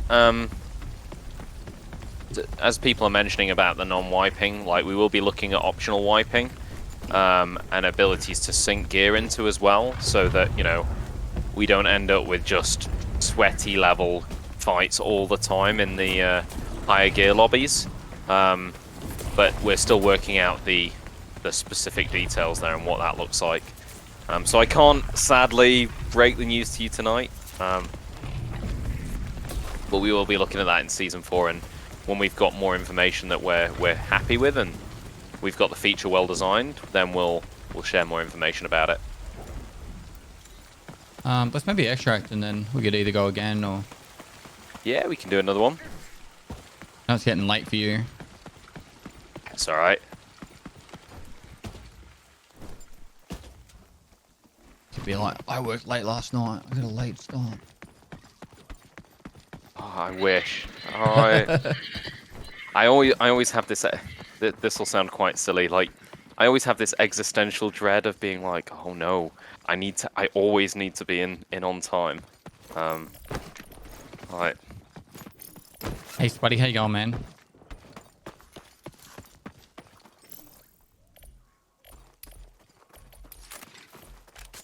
Hey, Spud.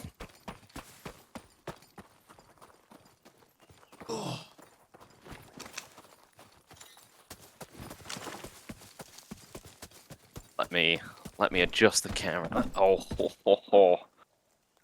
What's going on? I'm just going to slightly frame myself better. Oh no. It'll fix. There we go. The autofocus. Is it like a Logitech C920 or something? C922? No, it's a Canon. It's proper DSLR. Yowza. Fancy. We've got a proper streaming setup in the office. Otherwise, you'd be seeing my washing in the background and and my standing desk at home.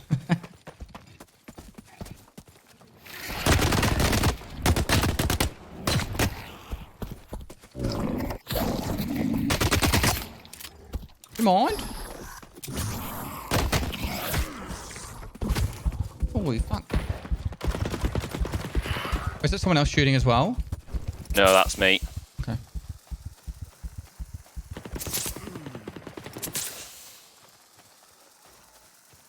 He says to the man sitting in a dressing gown. Listen, alright, I didn't pay for this dressing gown, so no judging. So I'm going to use this platform as a. You brought it up earlier. One of my prized possessions that I'm very sad I lost. I used to have a Twitch hoodie back when I worked on DayZ, like, you know, the purple ones with your name on. Yeah. As we got it as a gift off some of the partnership team. They took it back. No. An ex-girlfriend took it. Oh, horrible. And I have never. Yeah. It's one of those things that still keeps me up at night. I don't have a merch store at the moment, but I always told people to buy 2 hoodies because, like, your girlfriend will take the first one, so you're gonna need a second. I had all these like limited edition moist hoodies and that. Oh. But my girlfriend won't like this. I'm like, oh, say that now.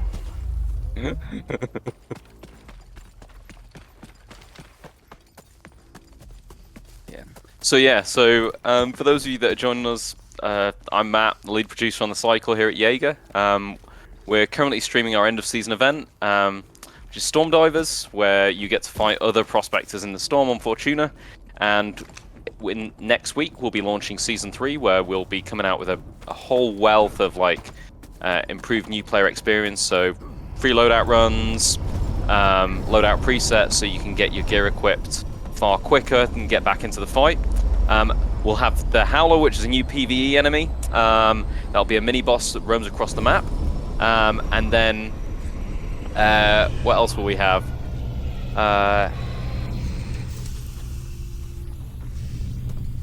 We'll be having a new wealth of weapons with both Mark 1 and Mark 2. Oh, let's see what actually happens if I do this here. I just implodes the ship. Yeah. Gibbs the ship. We fought some players and then at the start, and that was it, wasn't it? Oh no, it was a different one. Yeah. And then we'll be moving to a non-wiping economy as well, so you won't have your progress or items wiped at the end of every season. No, we did fight players at the start. You killed them both. Yeah, we did. Yeah.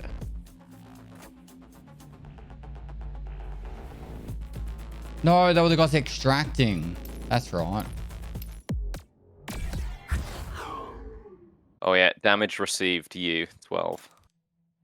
I would never hit you. You obviously ran into my crosshair. Ooh. Brass lacerator.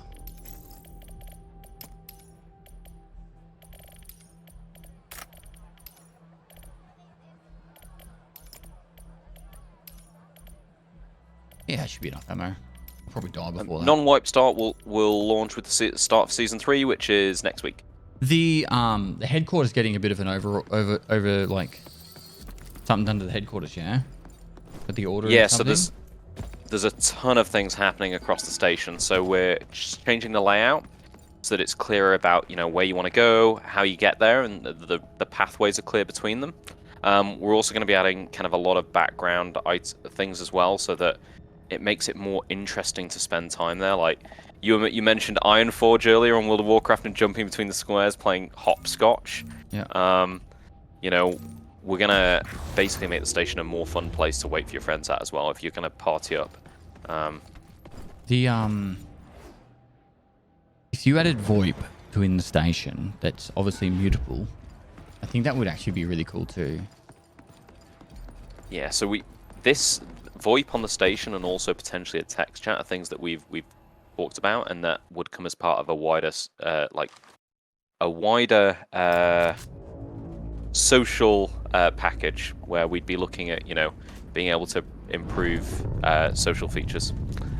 Because yeah, being able to meet people in the station and then drop in is definitely a really cool story as well. It's like when you start a raid in Dark and Darker, and you've got that like little bit of time before you deploy. The actual station can be quite fun. Ooh, we've got multiple drops yeah, nearby. Let's go south. Okay. I think that was the closest one, yeah. Yep. Let's... And yes, but sorry, just as Spud said in the chat, like, you know, totally get there's going to be challenges with gnome wiping, but we know what they are, and we'll be leaning into them as well, so that we can tackle the challenges proactively in Season 4.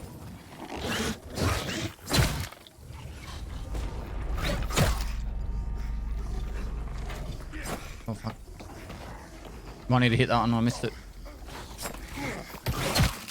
Didn't get you then, did I? Just a little, but I'm good.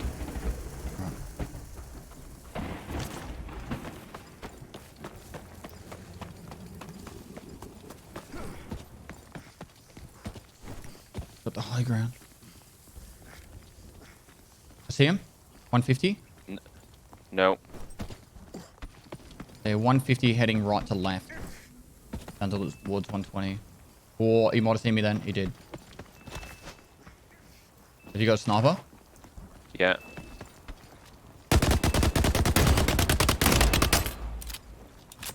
Okay. This does not look like a place I want to drop. Ah, we're good here. I think he's dropped into the riverbed, and he's probably heading right. Shooting back at you. Yeah, I'm down to half health. Creeping.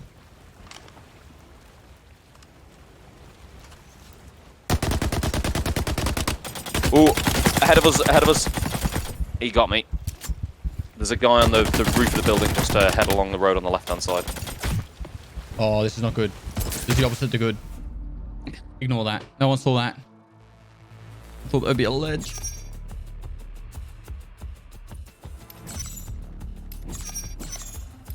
That was the warm-up.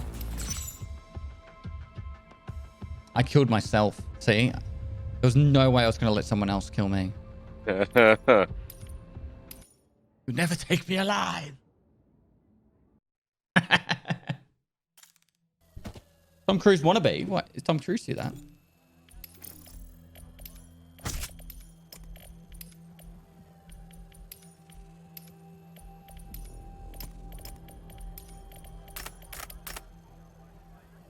Need ammo. No good.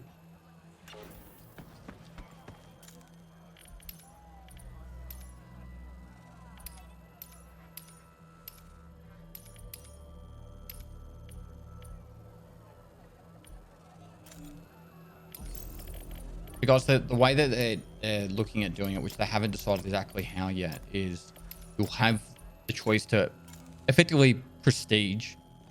So you'll be able to, if you want to, you could technically wipe yourself whenever you want and experience it. But obviously with the prestige, you'll get something for doing it. But they haven't figured it all out yet. So instead of actually making it, because there's people like that, me might want to play the game like once every now and then, and I don't want to have to restart all my progression, which is a big issue that all these extractor games that have wipes run into. It's to help those people that don't have as much time to play, that want to slowly progress through it can. What happens with matchmaking? Nothing changing with matchmaking. It's all in the one, everyone's in the same lobby. If you prestige, you're starting the game again, but you'll have something as a bonus for it, which we don't know what that is going to be yet. It could be cool skins like Hunt Showdown does, or it could be, I don't know, fancy dog tag. You don't have dog tags in this, but you get the point. And it's also the whole thing of like different things that appeal to different people, and what sort of player are the people that would want optional wiping the most, so that we can make sure that we're orientating it towards that as well. It's also a flex, right? So if you were to prestige and you had like a 1 next to your name to how many times you prestige, or a number next to your name how many times you prestige. It's a flex of like, I am so sweaty, I have prestige 3 times. Or you have a cool skin or something. I mean, we've discussed those things as well as custom banners as well. You know, like the dev banner, right? Like that's damn cool. The other one that's quite, I mean, do you remember the original Modern Warfare lobbies which was the first Call of Duty with prestiging? I never really played Call of Duty that much, but I'm sure chat does. Well, I remember prestiging, but I don't remember like the original old school ones. You used to get little gold stars, and and then you got a number, and the higher number, like everybody wanted the multiple prestige, right? For no other reason apart from it was another way to compete with people. Yeah. Okay.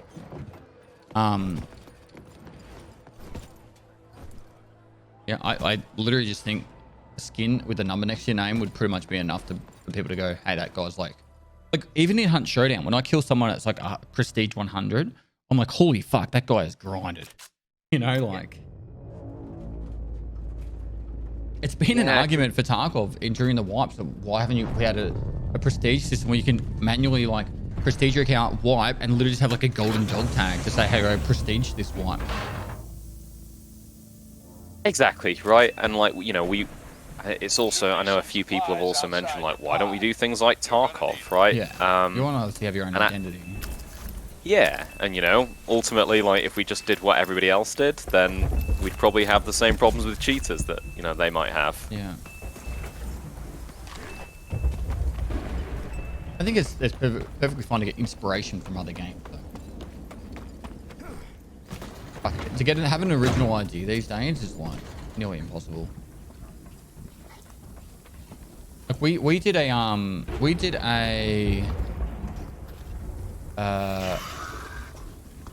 the Punisher Tournament 3, we did our logo. My editor drew the whole logo himself, and everyone was like, oh my god, you've copied the Call of Duty logo. And we're like, yeah. And we're like, what? Yeah. And it was like the Modern Warfare 3 logo or something. It was like identical. My editor didn't copy it. He was just like, that's what came to his head, but he'd obviously seen it somewhere back in his mind. And when he started drawing the logo, like, oh, this looks sick. We had to quickly change it because everyone was like, oh my god. It's really hard to have a completely original idea these days.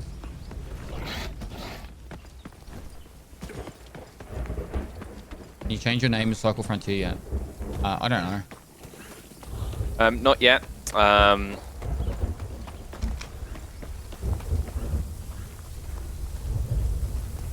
Can't really compare Hunt with Cycle and Hunt Amazing Gun Balancing. I'm not comparing it. I'm talking about when you prestige in Hunt and they're like level 100, you kill a guy that's got a high level prestige, you feel like that guy has played the game a lot. That's what I was referencing, not gun balancing.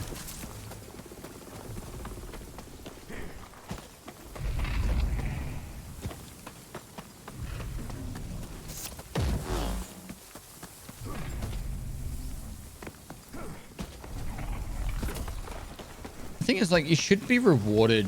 Like, having a good armor set should give you a chance to, like, survive better in a better gun. If everything was so balanced the way that you never, like, a level 1 with the first pistol could insta kill you, then why the fuck would you bother even getting gear? It's unpopular opinion, but I actually dislike the fact that there's a face hitbox in Tarkov for that reason.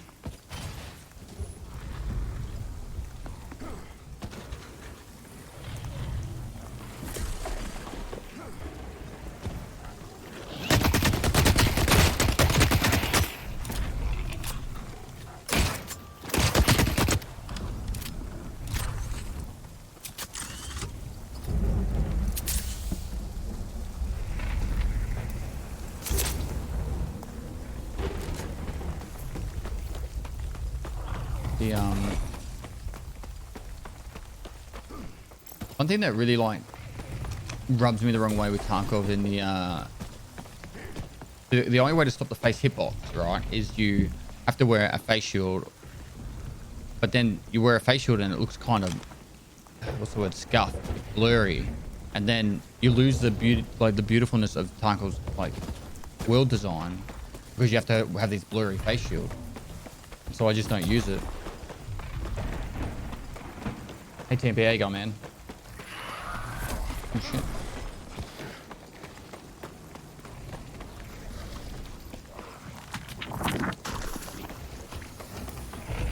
I'm well.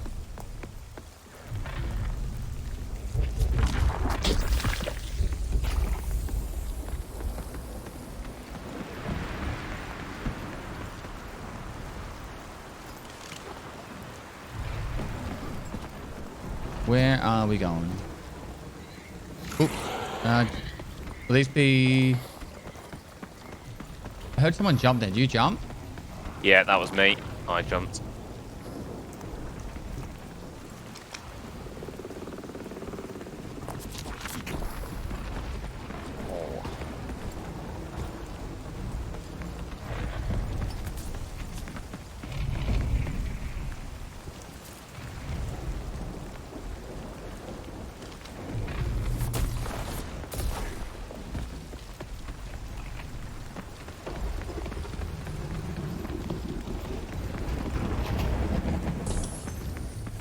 You're planning on more of the event in season 3? I'm heading to Europe on Friday. I'm heading to Europe in 36 hours. I'm at the airport on a plane. So, and I'll be away for 5 weeks. I'm back for 4 weeks and I'm away again for 6 weeks. So, I'm sure I'll get a chance to play. This is the way to Pinnacle, isn't it? I haven't looked at the map. Yep. Used to running this way.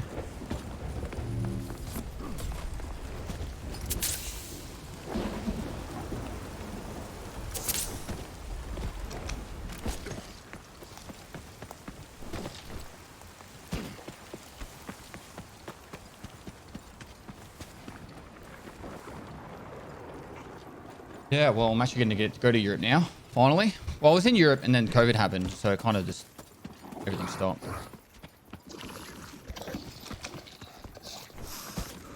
Watch us go through Pinnacle, right? And then we'll get to the extract and then we'll run into a guy that's talking. And then next minute we'll have 6 mobs on it, 6 players on us. That was on our bird team, was it? Yeah. That was us? Was that our bird team? I think so. I think it was. Okay. Going that way, are you? Strider level 2. He's down. On you now. Easy dub. Nice.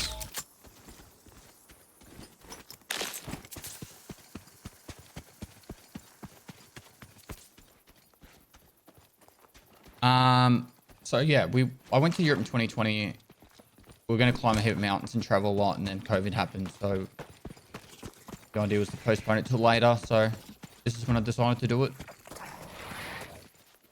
Well, I'll be away for about 3 months over the next 4.5 months. But I need to, otherwise I'll. The fam's staying behind. I'm gonna make sick content. Have a lot of fun doing it.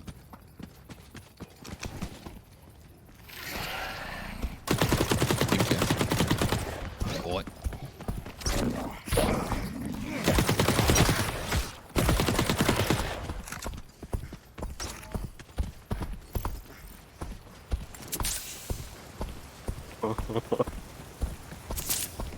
This is gonna get messy. Yeah. I'm gonna move straight in and all. I usually sit on the roof when I do this.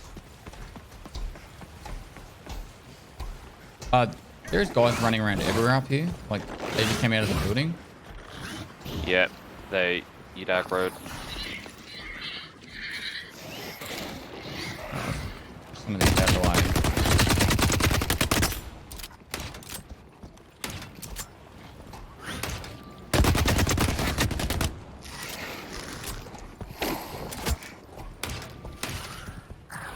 My armor's cooked.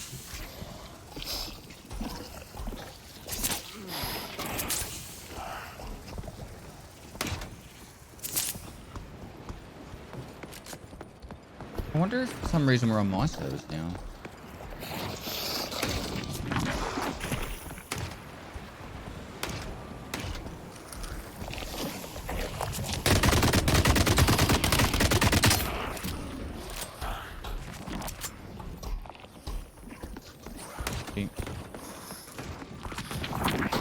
Oh, that was a jerk move.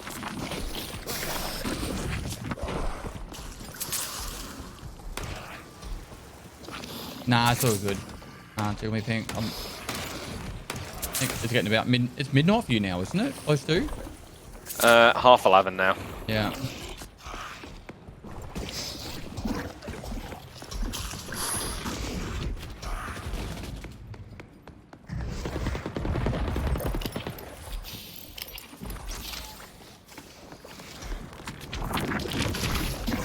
Oh. Just gonna get some meds.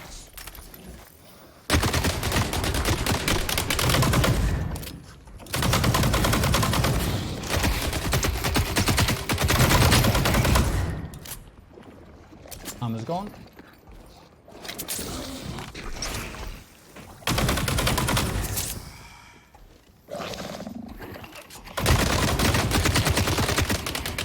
Alright, now I know the word. Down.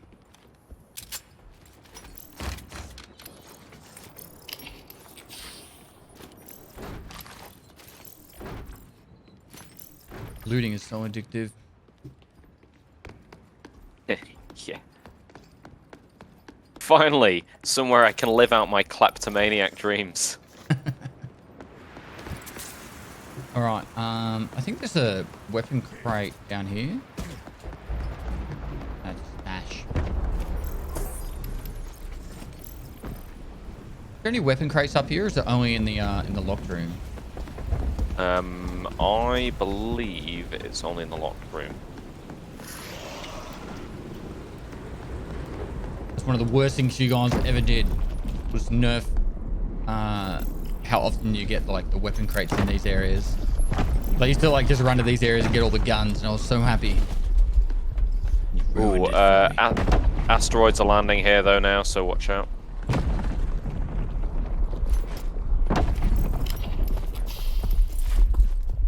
Hello, Jeff.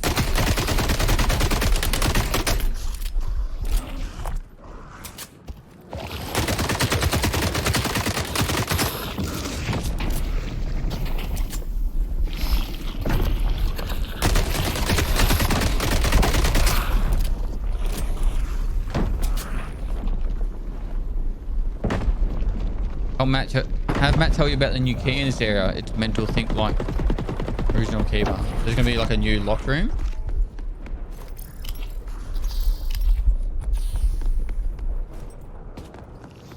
Sorry, just gonna. Matt's busy killing shit. Yeah. Priority. Trying not to be killed. Okay. Bossy. I mean, holy shit. Don't stand in the bad stuff.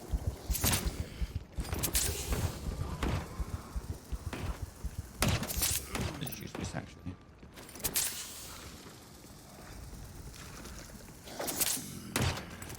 This is like the Mega Jeffs though. These ones are like annoying. If you have a shotgun, these things aren't too bad to kill.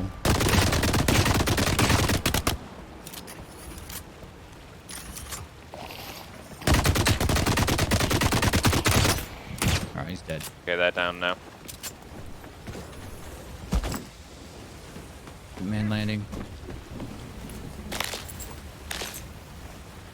Yeah, so we are also reworking all of the loot rooms as well, so that key cards are generally rarer and single use, but also that the rewards for being able to go into the loot rooms are higher as well. So it encourages people to do more of the puzzles. I'm not the biggest fan of puzzles.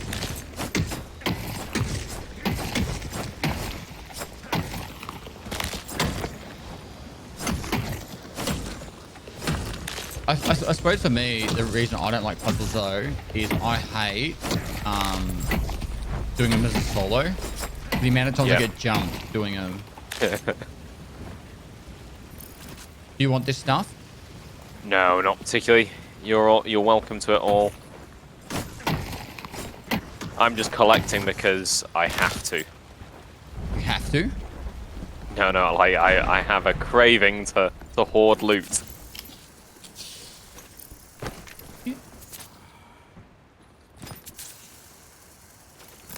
Tripping.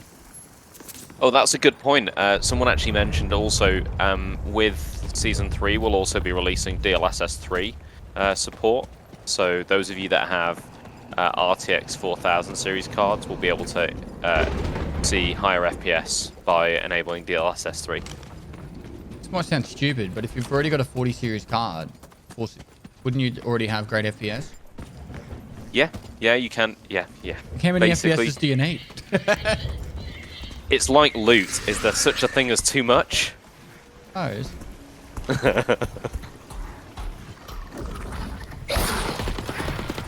I'm gonna run past this, otherwise I'm gonna run out of ammo if I keep shooting everything. Okey-dokey.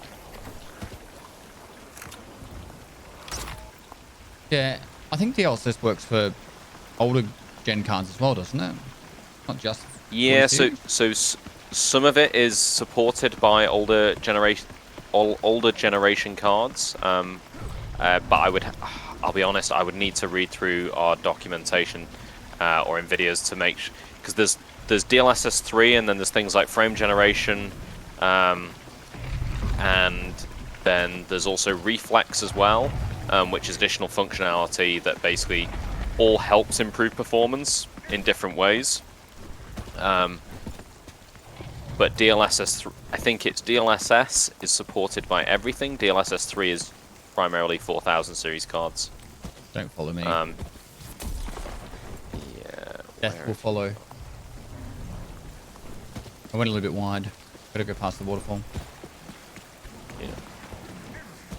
Ooh.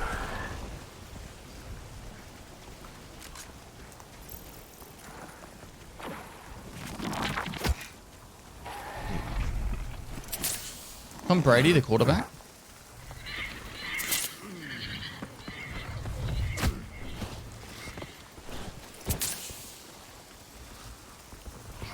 You think this game will come alive? I think time will tell really. Season 3 will have to be good. But I think with the history of what they've done with all the anti-cheat, and they're very, like, Jaeger's very good at listening to the community, trying to like improve the game, but still keep it in their vision. So let's wait and see.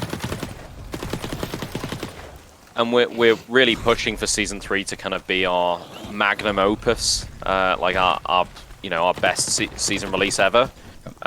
Because especially with like the non-wiping economy, it's all better the more players we have. So we're trying to put our best foot forwards with it. But thanks for 16 months. How much of the tribute we're going to see on YouTube and Twitch? We're going to live stream as much as we can. But our first trip, for example, we're going to like Albania, Bosnia. My brain's fried at the moment. Croatia, Romania, Hungary, Bulgaria. It's going to be a matter of how much internet reception we actually have. We're under the impression we should have it in every country, but we'll have to wait and see. So we'll live stream as much as we can.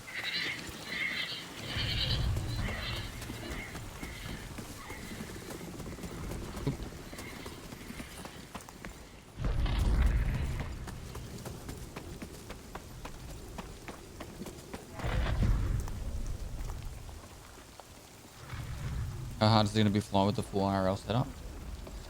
There's 4 of us going. The IRL setup actually isn't that big. It's just a backpack with a little computer thing. It's like that big. And then camera and that. So that part's not too bad. It's the so having all the hiking gear and all the camera gear that's the pain. With all the camera gear, the cameras and the lenses and that for all the YouTube stuff we're doing is like very expensive. So we don't want to check it. Because your suitcase goes missing. Travel insurance will only cover up to I think $2,000. Really fucking bad. We've got like $5,000 to $10,000 worth of camera gear in a suitcase, and the suitcase goes missing. We have to go buy the fucking gear again. So we've got to do that all carry on. Wait to see you in London. Please accept my man fist pump. That's good. sound like you're from London.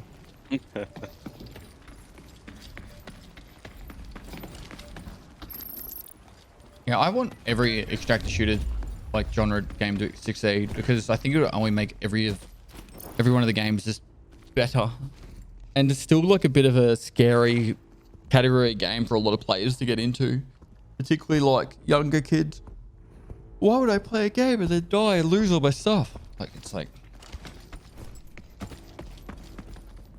Welcome to the modern working world, children. Yeah. Let me be your guide. like, I mean, that's part of our aim, right? Is we want to, but the way that we see the cycle is we want to try and appeal to a more casual audience, so that it's accessible, but it's easy to get into, hard to master, and that there is a high skill ceiling. So once you know all the locations, you've got the edge, but you can also come into it as a brand new player and still have a good time.